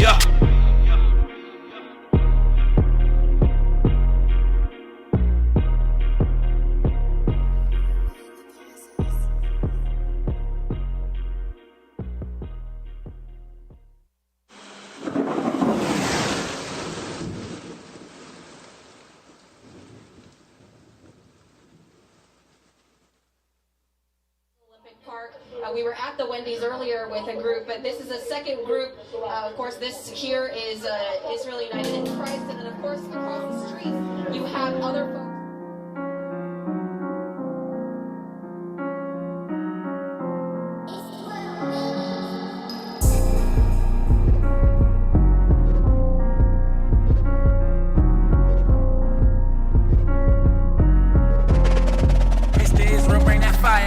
They screaming peace when there ain't no peace. Israel prophesying in the streets. Look at me, the center of attention. Black Messiah coming with a vengeance. Coming with a vengeance. Black Messiah coming with a vengeance. They screaming peace, it ain't no peace. We prophesying in the streets. We seeking peace in the streets of Babylon. Brandishing Glock 40s, tucking heat like a carry-on. Sinning against the fathers, got me sleeping, I napping on. Christ the King revealed, that's aerial phenomenon. Kicking against the pricks, lose your soul when that fire come. We purify better than gold, got my Bible on. And that's all that I know, where in Babylon. Don't fall, watch it blow, ayy. Switching it up, the nation's gonna drink it. I'm talking the cup, don't care what you thinking. Believe in the gospel, a God is thinking. The fires of heaven gon' gather for dinner. To eat up the flesh, the wicked, the sinner. Your mama, your sister, your daddy, your cousin. If they issue, if they mind, they don't repent. They screaming peace when there ain't no peace. Israel prophesying in the streets. Look at me, the center of attention. Black Messiah, coming with a vengeance. Coming with a vengeance. Black Messiah, coming with a vengeance. They screaming peace, it ain't no peace. We prophesying in the streets. IUICC, we in the streets with it. Beasts with it, kings and the priests with it. My people sleeping, got them dreaming in the sheets with it. So we spit that holy fire, bringing heat with it. We out here fighting for better days. Most sins make better slaves. Gotta come together on the 7th day. Lose 11 and I levitate. 1 + 11 heaven gates. 12 tribes, no reprobates. Kingdom come, I could never wait. But the pagan saints never separate. Christ coming back with a legion of them angels. Picture perfect prophecies, trying to find my angle. Hung up from a tree and they watch his body dangle. So the vengeance of the Lord coming down, you in danger. They screaming peace when there ain't no peace. Israel prophesying in the streets. Look at me, the center of attention. Black Messiah, coming with a vengeance. Coming with a vengeance. Black Messiah, coming with a vengeance. They screaming peace, it ain't no peace. We prophesying in the streets. Golden wedges of Ophir. Look at here, we the prophets of the Most High, the only God I fear. Killing your career as a Christian.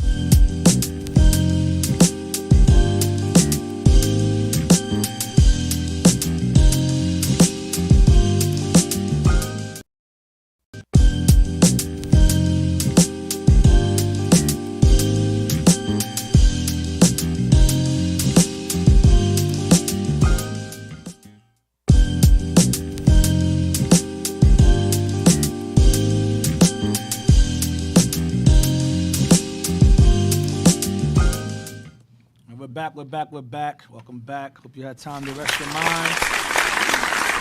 Rest your mind. Keep your minds at ease. I know it's a bit difficult, this class, but let's get through it.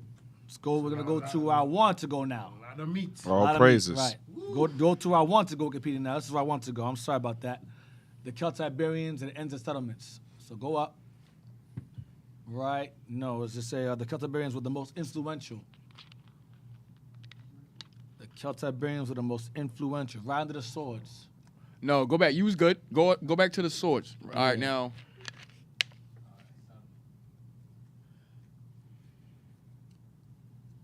Yeah, that's it. But let me see. Why is it in such a format like that? The Celtiberians were the most influential ethnic group in Iberia. Type in ethnic group.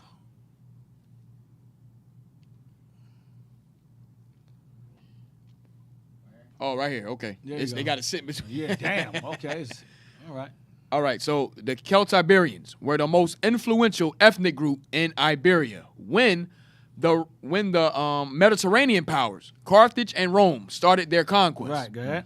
In 220 BC, the Punic army was attacked when preparing to cross the Tagus River by a coalition of Vessi, Carpetani, and Alcides.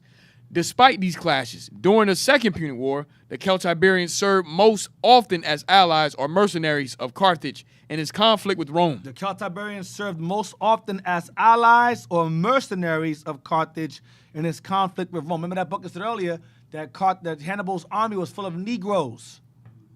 Keep in mind. Go ahead. Mm-hmm. And crossed the Alps. And they crossed the Alps. This Negro army crossed the Alps. Go ahead. And the mixed forces under Hannibal's command. They were mixed because some came from Africa, some came from Spain, and some were already in that landmass living there already. Okay? Because you had Carthaginians that traveled there from the time of Israel traveled there. Hanno traveled there. We already traveled there. We had established trade there and all that already. Established ports there. Go ahead. Under Scipio Africanus, the Romans were able to secure alliances and changed the allegiances of many Celtiberian tribes. Damn, go ahead. Using these allied warriors against the Carthaginian forces. Turn our people against each other. Go ahead. And allies in Spain. After the conflict, Rome took possession of the Punic Empire in Spain, and some Celtiberians soon challenged the new dominant power that loomed in the borders of its territory. See black people do? Turn against their own people, then they mad now. White man ruling now. Now they mad. Simple as hell. Go ahead. Tiberius Sempronius Gracchus spent the year 182 to 179 pacifying the Celtiberians. Go ahead. Gracchus boasted of destroying over 300 Celtiberian settlements. There's a damn demon. They destroyed their homes afterwards. They turned against us. Then the Romans came and destroyed them afterwards. And Dick, that's the same thing like when the bishop is saying with the other Israelite that's attacking us. Right. Now, Esau is attacking us. So when he's done with us, what do you think he's going to do with y'all? Go after them. Correct. He's going to go right after y'all. Simple as hell. And also, like, we won't take care of our neighborhoods, but then we complain when gentrification takes place in that area. Same thing. Same simple mindset. Go to Caesar and Christ, page 87. Right, Esau see us all the same. He ain't separating us in no different groups or nothing like that. Not at all. And when I'm done with them, I'm going for y'all. Page 87, Caesar and Christ. We're going to start at step by step and end at surrender. Into surrender. That's good. Step by step, the Roman Empire grew, not so much through conscious design as through the compulsions of circumstance and the ever receding frontiers of security. In bloody battles at Cremona, 200 and Mutina, 193, the legions again subdued Calcipine, Gaul, and pushed the boundaries of Italy to the Alps. Spain re-won from Carthage, had to be kept under control lest Carthage should win it again. Besides, it was rich in iron, silver, and gold. That's how it ended up becoming, Rome became an empire, wealthy. Go ahead. The Senate exacted from it a heavy annual tribute in the form of bullion and coin, and the Roman governors reimbursed themselves liberally for spending a year away from home. So Quintus Minucius, after a brief proconsulate in Spain, brought to Rome 34,800 pounds of silver and 35,000 silver denarii. Spaniards were conscripted into the Roman army. Scipio Aemilianus had 40,000 of them in the force with which he took Spanish Numancia. In 195 BC, the tribes broke out in wild revolt, which Marcus Cato put down with a hard integrity that recalled the proud virtues of a vanishing Roman breed. Tiberius Sempronius Gracchus. Here we go again. Sempronius Gracchus, read the name before. Go ahead. 179 BC, adjusted his rule sympathetically to the character and civilization of native population, made friends of the tribal chieftains, Celtiberians, and distributed land among the poor. But one of his successors, Lucius Lucilius, 151 BC, violated the treaties made by Gracchus, attacked without cause any tribe that could yield plunder and slaughtered, or enslaved thousands of Spaniards without bothering to invent a pretext. These Spaniards are Israelites living in Spain. That's what these Spaniards are. Go ahead. Sulpicius Galba. They put some of us, said earlier, they put some of us in their armies, Roman armies. Go ahead. Right. So Sulpicius Galba, 150 BC, lured 7,000 natives to his camp by a treaty promising them land. When they arrived, he had them surrounded and enslaved or massacred. See, he knows Jake. Damn. Had them surrounded, enslaved, and massacred. Go ahead. In 154 BC, the tribes of Lusitania, Portugal, began a 16-year war against Rome. An able leader, Varathis, appeared among them, heroic in stature, endurance, courage, and nobility. For 8 years, he defeated every army sent against them until at last the Romans purchased his assassination. Damn, go ahead. The rebellious Celtiberians of central Spain bore a siege of 15 months in Numancia, living on their dead at... Wait. The rebellious, read again? The rebellious Celtiberians of central Spain... The rebellious Celtiberians of Spain, go ahead. Bore a siege of 15 months in Numancia, living on their dead. Damn. At last, 133 BC, Scipio Aemilianus starved them into surrender. Damn. So they got conquered. They turned against their own brothers and they got conquered. Try to fight back, got conquered. Because black people are stupid. Any relations? Scipios, It might be. Emilianus, and Scipios might be. African? I don't know. It might be. I'll look it up. Yeah, it might be. Yeah, I would say it's a relation. I would say it is a relation. Yeah. Let's go to the Americas now, Indians. Page 23.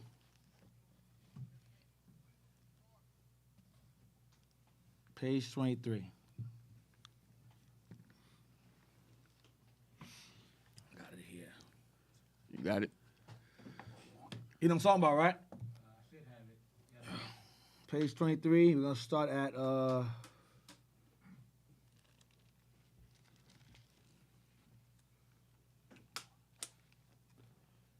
we're gonna start at about 450 BC. Blow it up.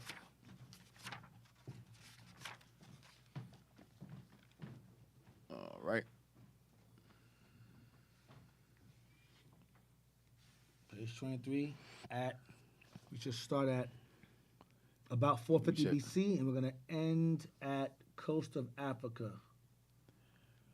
Go up, probably up in the. Where's it at? Oh, okay, all right, all praises. About 450 BC, the Carthaginians fully integrated and superseded the Phoenicians from their seaports along the. We read this before. I'm reading it again. Revisiting again. Go ahead. Along the Mediterranean, their large ships traveled to Africa, India, and Britain, and were reported to have crossed the ocean waters to America. So the point we want is the large ships traveled to Africa, India, and Britain. And Britain. Hold on, is that what I want to stop at? On the coast. Keep going. Blow it up some more. Greek history. Watch this. Greek history records how the Carthaginian captains Hamilcar and Hanno sailed along the Atlantic coast of Africa. These guys are naval fleets. These are Israelite brothers. Hamilcar traveled, I believe he traveled toward Long Africa. Hamilcar traveled up to the British Isles, and Hanno traveled down along the borders of Africa. Right. So one went up, one went down along the Atlantic Ocean. These two, and they established ports in these areas. These two Carthaginians. Now, get page 42. We're going to start at Trento and end that region. Thanks. Page 42.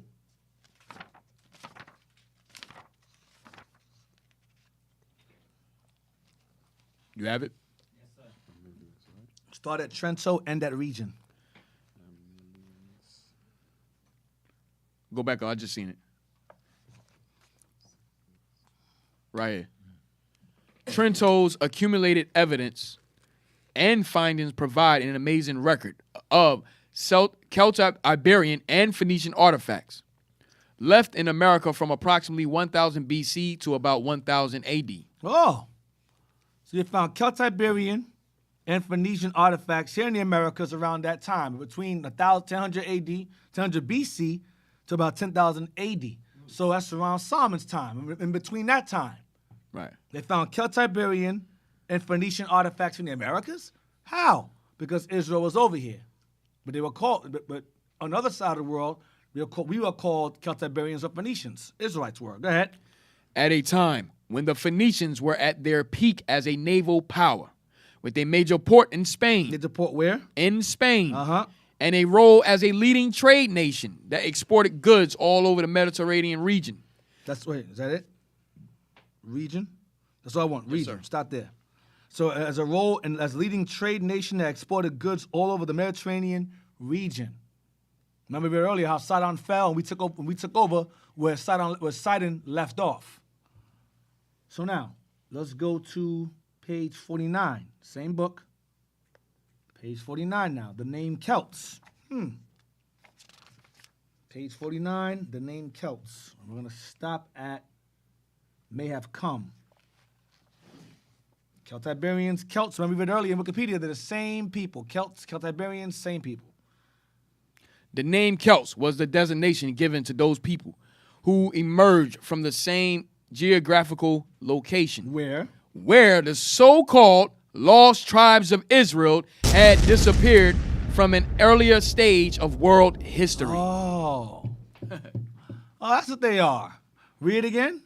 The name Celts was the designation given to those people who emerged from the same geographical location where the so-called lost tribes of Israel had disappeared from an earlier age of world history. So the Celts were the lost tribes of Israel. That's what the Celts are. Celtiberians, it's the same people. It's referring to Northern Kingdom at this point. But eventually, Celts become Southern Kingdom also. That's King James and them, but I'll get to that later on. Go ahead. The people migrated. These people migrated across Europe to settle in the British Isles. Why? Because remember, Himilco and Hanno. Himilco went to the British Isles. Hanno went down to Africa. They sailed that area, and we discovered it. Go ahead. And the coast of France. And we founded France too. Go ahead. And Spain.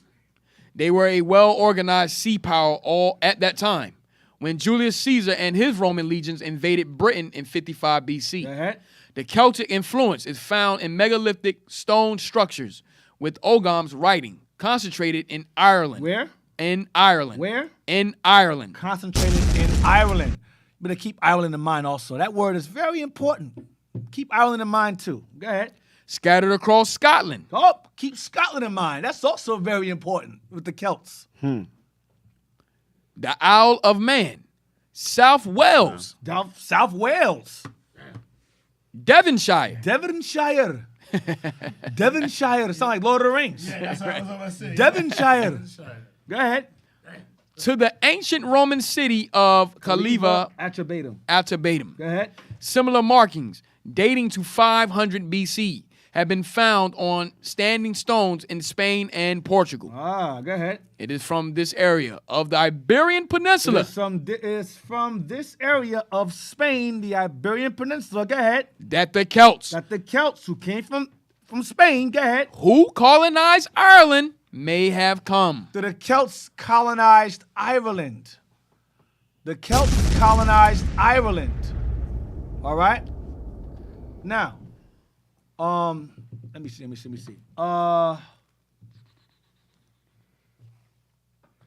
And where did the Celts come from? The same place the lost tribes of Israel came from.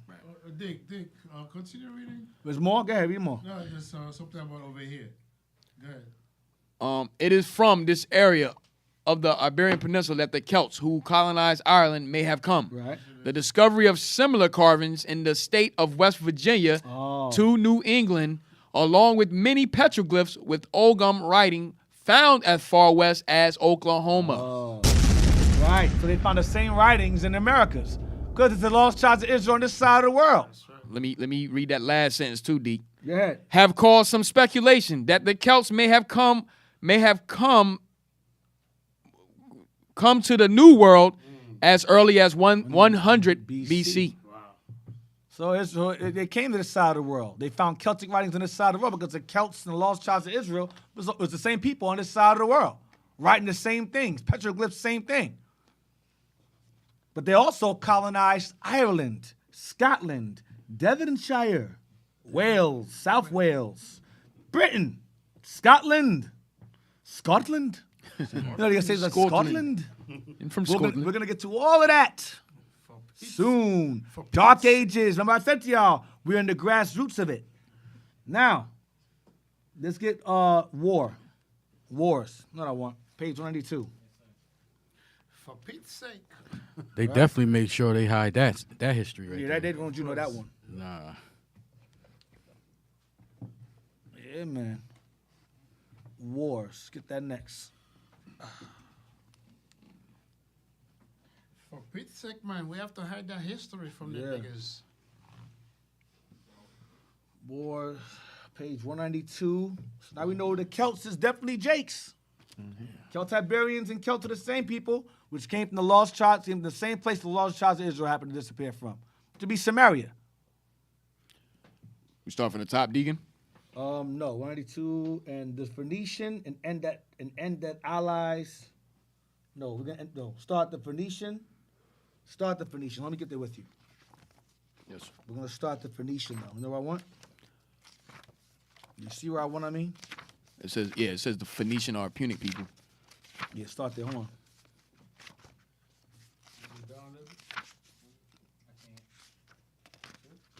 Go out some. Right there. Yeah, right there's good. What you mean you can't? Right there.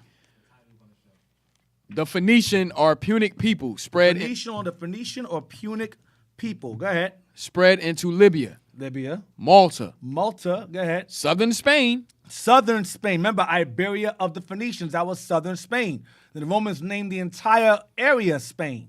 Go ahead. southern France. We took over southern France. Remember we read earlier, we shelled this France also. Devonshire. Go ahead. Sicily. We took Sicily. South Italy. Go ahead. Sardinia. Sardinia. And Corsica. Uh-huh.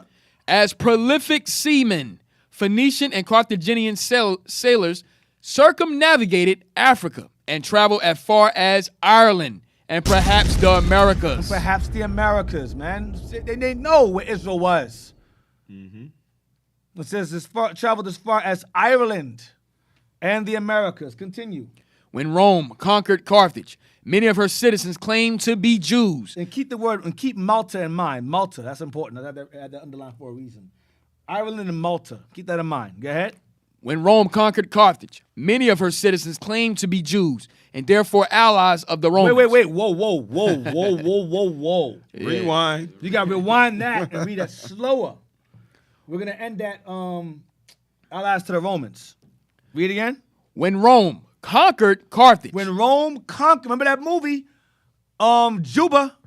He worked in the salt mines of Carthage. He made a slave. Remember that? Read again.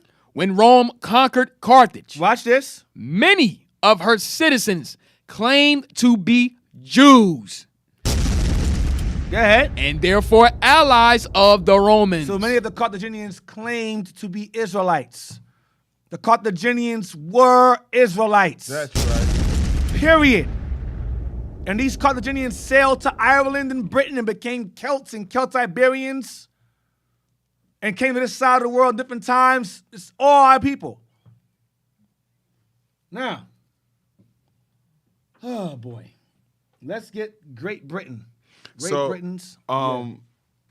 At this point of the history, Deke, would that still fall under the curse of Deuteronomy 28 that we are scattered all over? Still scattered everywhere. Still scattered Yep. everywhere. It's still the origin. Still dispersed. Origin of our history. Right. Deuteronomy 28. Right.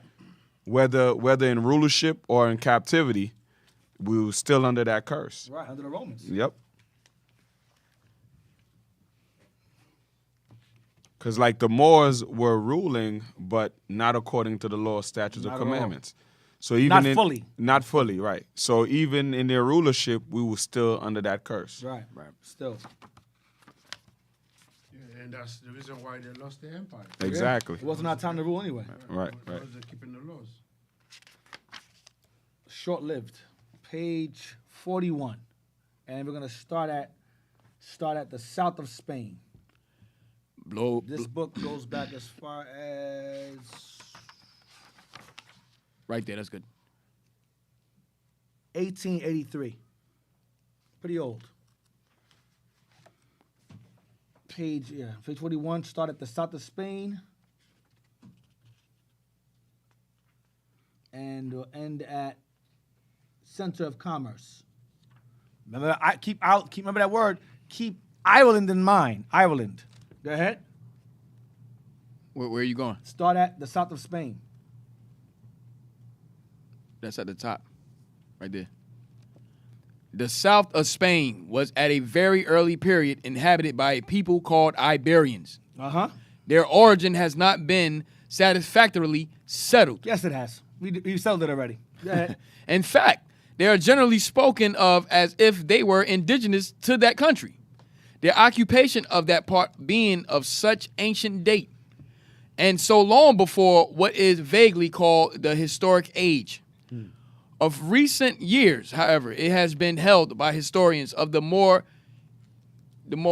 honest class that historic notices of ancient migrations are not the only means which may be employed in tracing the particular ancient family of our race to which a modern people belonged. But the inclination to a group is to group all facts bearing upon their national affinity, and from a careful analysis arrived at a conclusion. Right. Where these guys come from? Who are they? Have they always they've been here for a long time, but are they originally from here? These are the questions being asked, questions being posed. Go ahead. According to the direction in which the greatest weight of probability points. Right. So the most likely answer to what they're from is this. Watch. Then there is almost an exact likeness between the word Iberi and Hebrew. Pretty cool. Here's the backup. Cross-reference. Then there is almost an exact likeness between the word Iberi and Hebrew. Go ahead. Then there is almost an exact likeness between the word Iberi and Hebrew.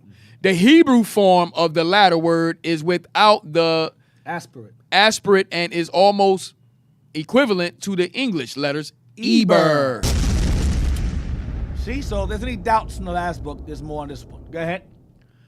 There is a frequent interchange of E and I in their use, in their spellings of ancient names. Right, in terms of like I-B-E-R, or rather than E-B-E-R. Same, go ahead, interchangeable, go ahead. And the prefixing, the aspirate H, is quite common. Hence, we have Heber for Eber.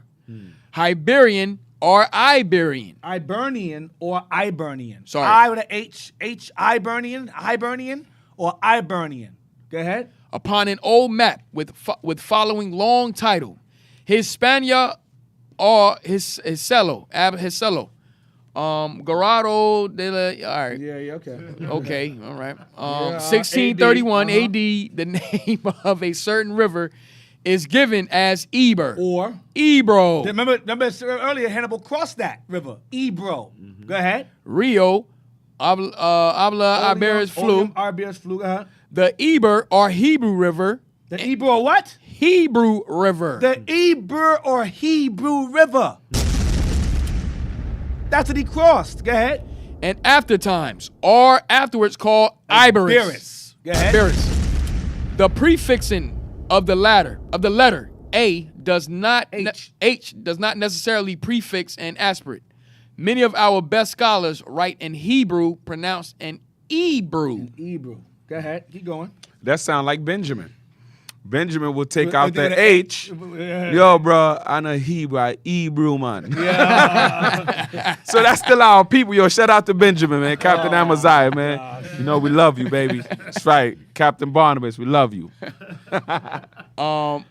We have a. Can you blow it up a little bit more?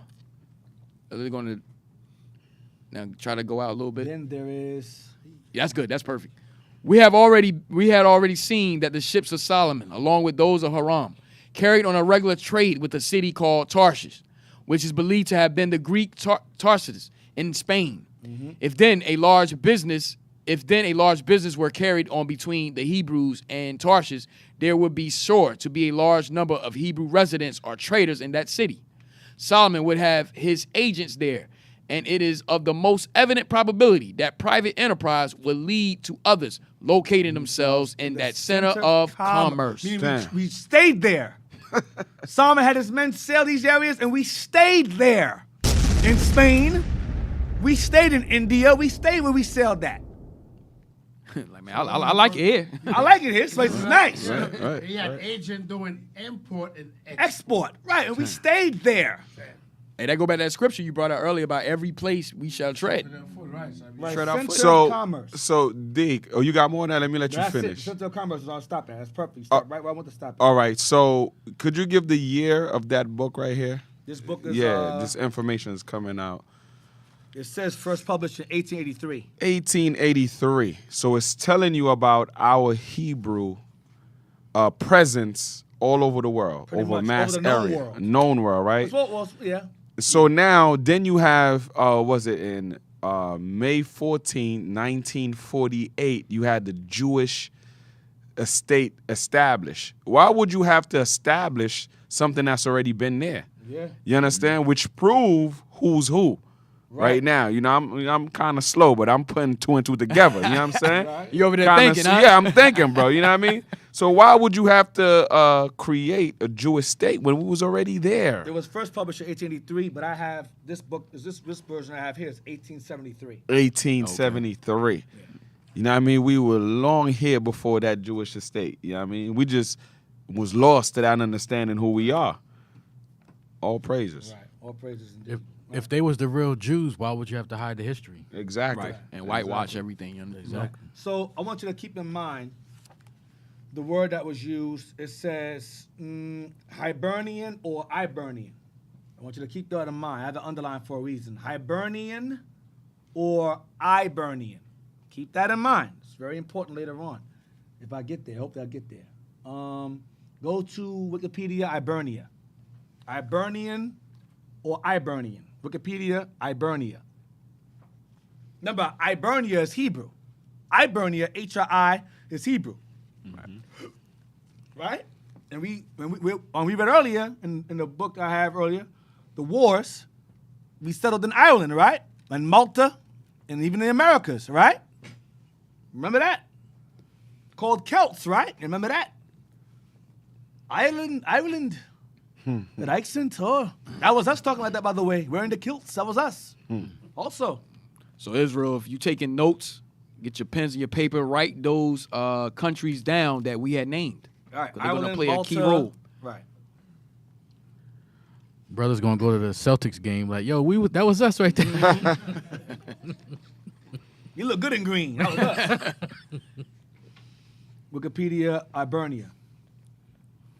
I got time. Come on. Ibernia. Ibernian may refer to of Ibernia, Latin name for Ireland, hence Irish. Damn. Ibernia is Ireland, man. The ancient name for Ireland is Ibernia. Ireland is Israelites also. Damn. Ireland is another form of Ibernia. Ibernia is Hebrew. Going back to Ebo, going back to the Iberian Peninsula. It's the same people. Living in the same area, selling in the same area, like Solomon stopped from the time of Solomon to the time of Sidon's fall to his rise under our ruling, under our dominion at that point. We spread more and took these lands over. So it got lost in translation somehow. Somehow Ibernia became Ireland. And the Irish people of Ireland were referred to as the Irish. Irish and Scottish is the same damn people. Celts is where the Scots come from. King James was a Scot. And he was Jake. Yeah, I think y'all got it. I think y'all understand so far where I'm going with this. Yeah, they're fighting it, but they know. I hope you Edomites is on there watching, especially you. Go to the next book I have. You're the Chaldees. You know I want. Thank you, sir. I would like to have some time. This is good. Piss people off even more with time. I want to start at page 39, and we're going to stop at page 40 of this book. There is found. We'll start it there. There is found. That's where we'll start. There is found. There is found. There is found. Blow it up. Right there. There is found in Irish tradition a Heber whose name was given to Ireland, and which is to be perceived in the word Hibernia. Hibernia. Go ahead.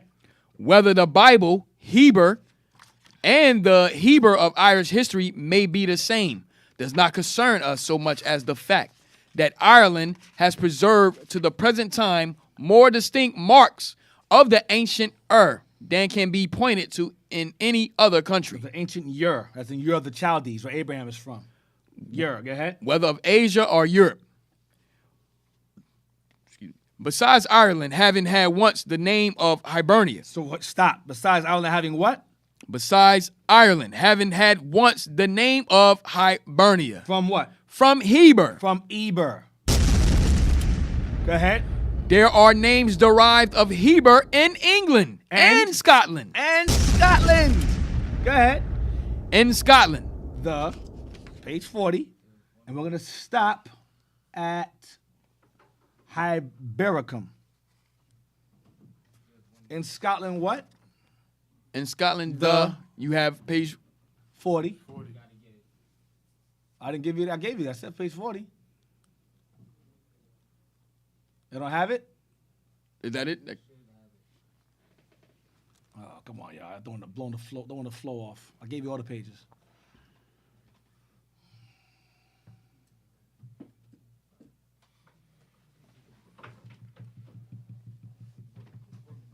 Yeah, come on, man. You're throwing me off a flow here.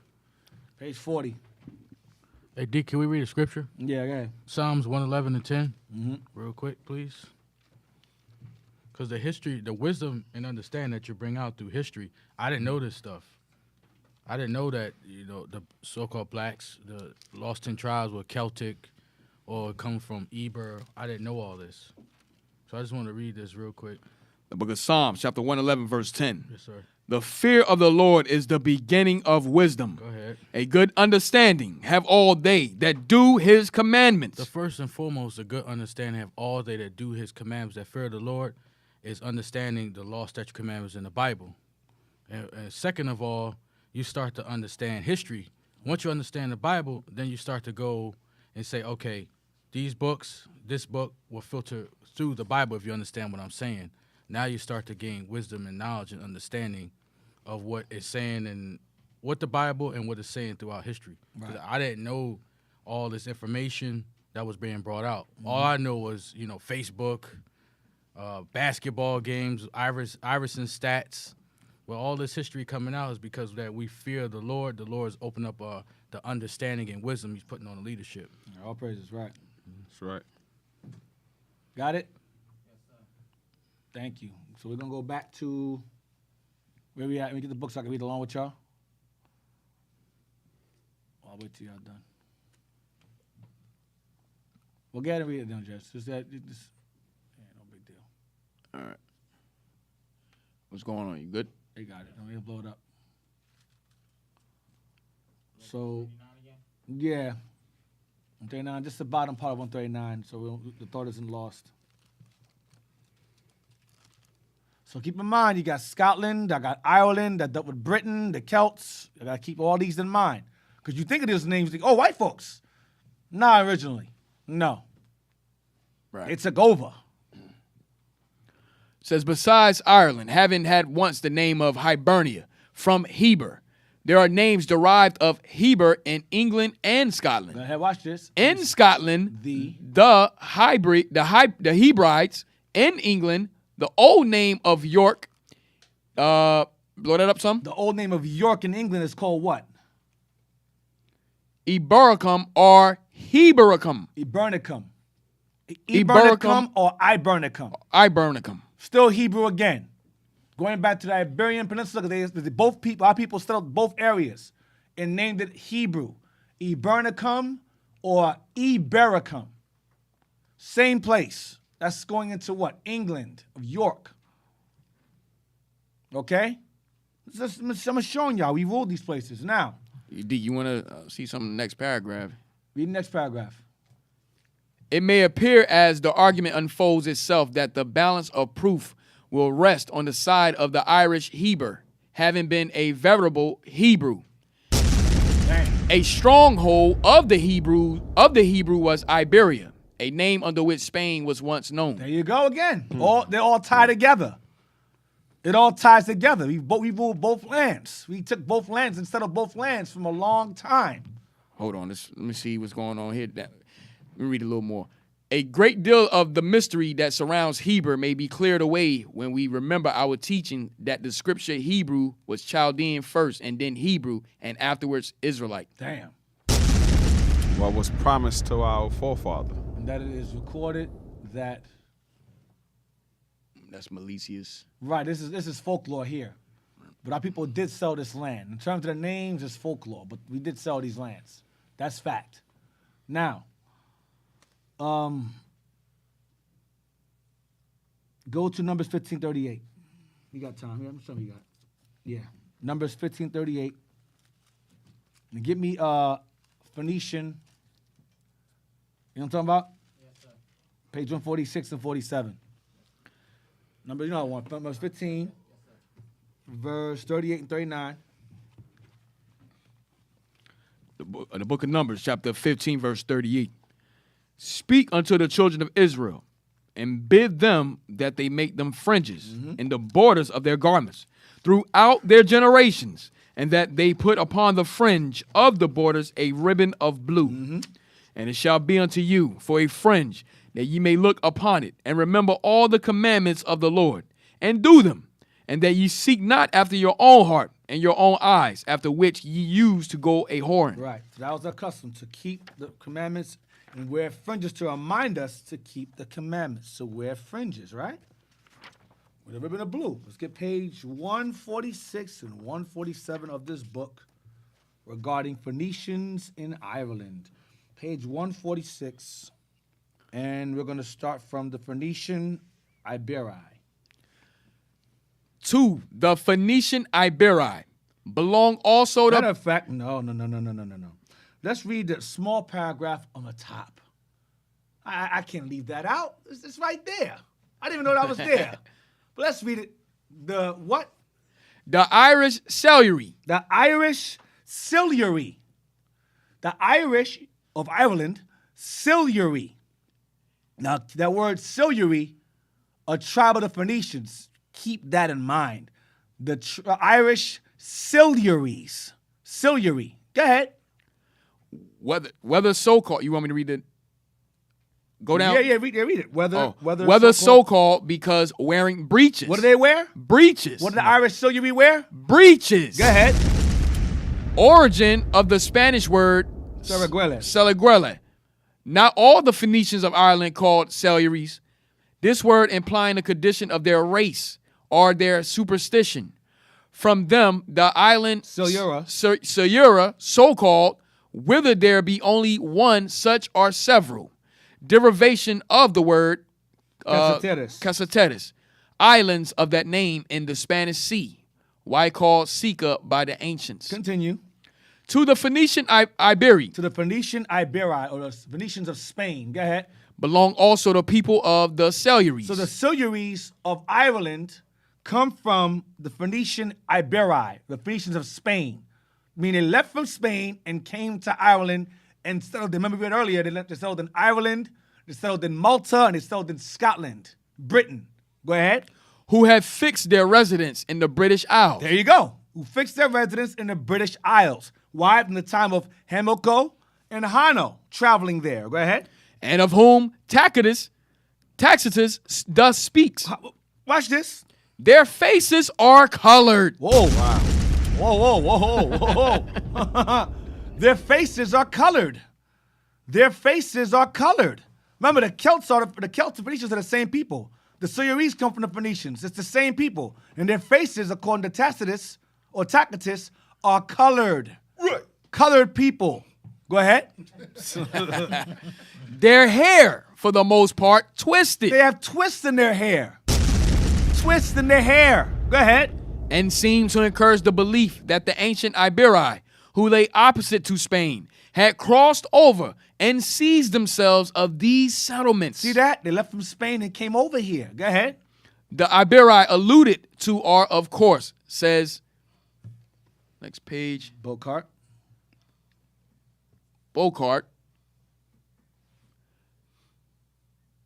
Those of Tarsus, who were a colony of the Phoenicians. They were a colony of Phoenicians. Go ahead. For these alone possess either the spirit or the skill requisite for navigation and the transplanting of colonies into distant countries. Go ahead. Remember Solomon's fleet, transplanting of colonies into distant countries. Go ahead. They travel. Go ahead. And as there will be an effort, no doubt, to scoop the origin of the word Cellyaries from the vowels of the Phoenician language. The learned, says he, well know that the inhabitants of the British Isles, as well as the Gauls, were what? Were accustomed to wear breeches. There you go. Accustomed to wear breeches because these were Israelites. These were Phoenicians that settled from Spain and came to these places and kept the commandments, well, to an extent. They rocked the fringes. Whether they keep the commandments, I don't know. But they did wear their customary dress. Right. As Israelites. So there wasn't naked people running around with spears and all that. No. Savages. No, they were not. And these Cellyaries, you're going to find out who descends from them. Who descends from these Cellyaries. All right? So I'm gonna end it on that. We're gonna end on that right there. Got to keep the suspense going. Yeah. End it on that. So I got 3 more pages to go, but I ain't got the time to go through them, so I'll leave it alone. All right. So shout outs to the IT team. Brothers did an excellent job, a fantastic job. And shout out to the breakfast team, sisters always coming through. Yeah, man. All Looking praises. out. Breakfast was amazing as usual. So any announcements, Officer? Yes. Right now, we would like to shout out the house of Captain Joel.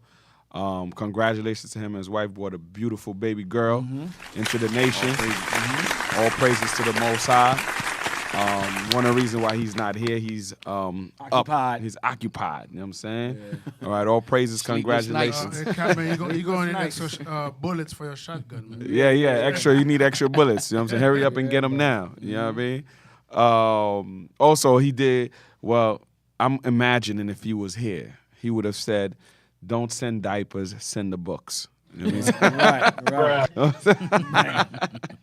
All right, so right now we got, please support our Hidden History show. You can do so by going to IUIC New Jersey at israelunite.org. Once again, support our Hidden History show by donating at iuic.newjersey at israelunite.org.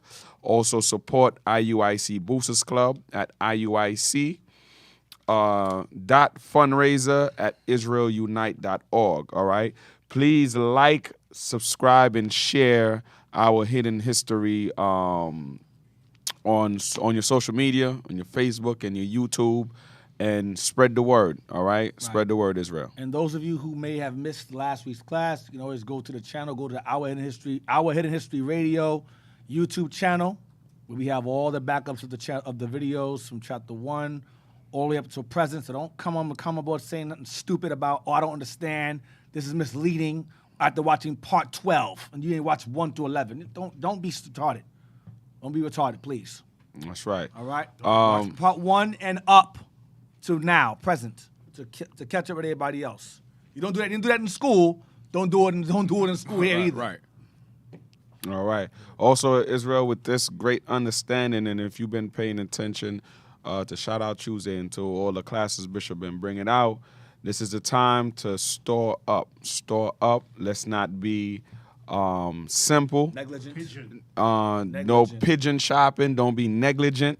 You understand? This history is profound to what we went through and what we're gonna go through. All right. So make sure you stock up. Make sure if there's pantries open, stock up for your schools, stock up for your houses. All right. With that, Israel, without further ado, we say shalom. Shalom. Thank you. Most High Christ bless. Most High Christ bless.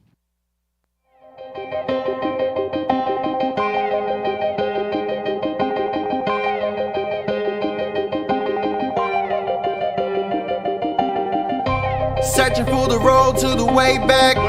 We don't know our father's going way back. Do you know it? Do you know it? Oh yeah. Oh yeah. We the chosen people, you say no way. Enemies are teaching you the wrong way. Do you know it? Do you know it? Oh yeah. Oh yeah. Do you know it? History. Yeah. Do you know it? Do you know it? Oh yeah. Oh yeah.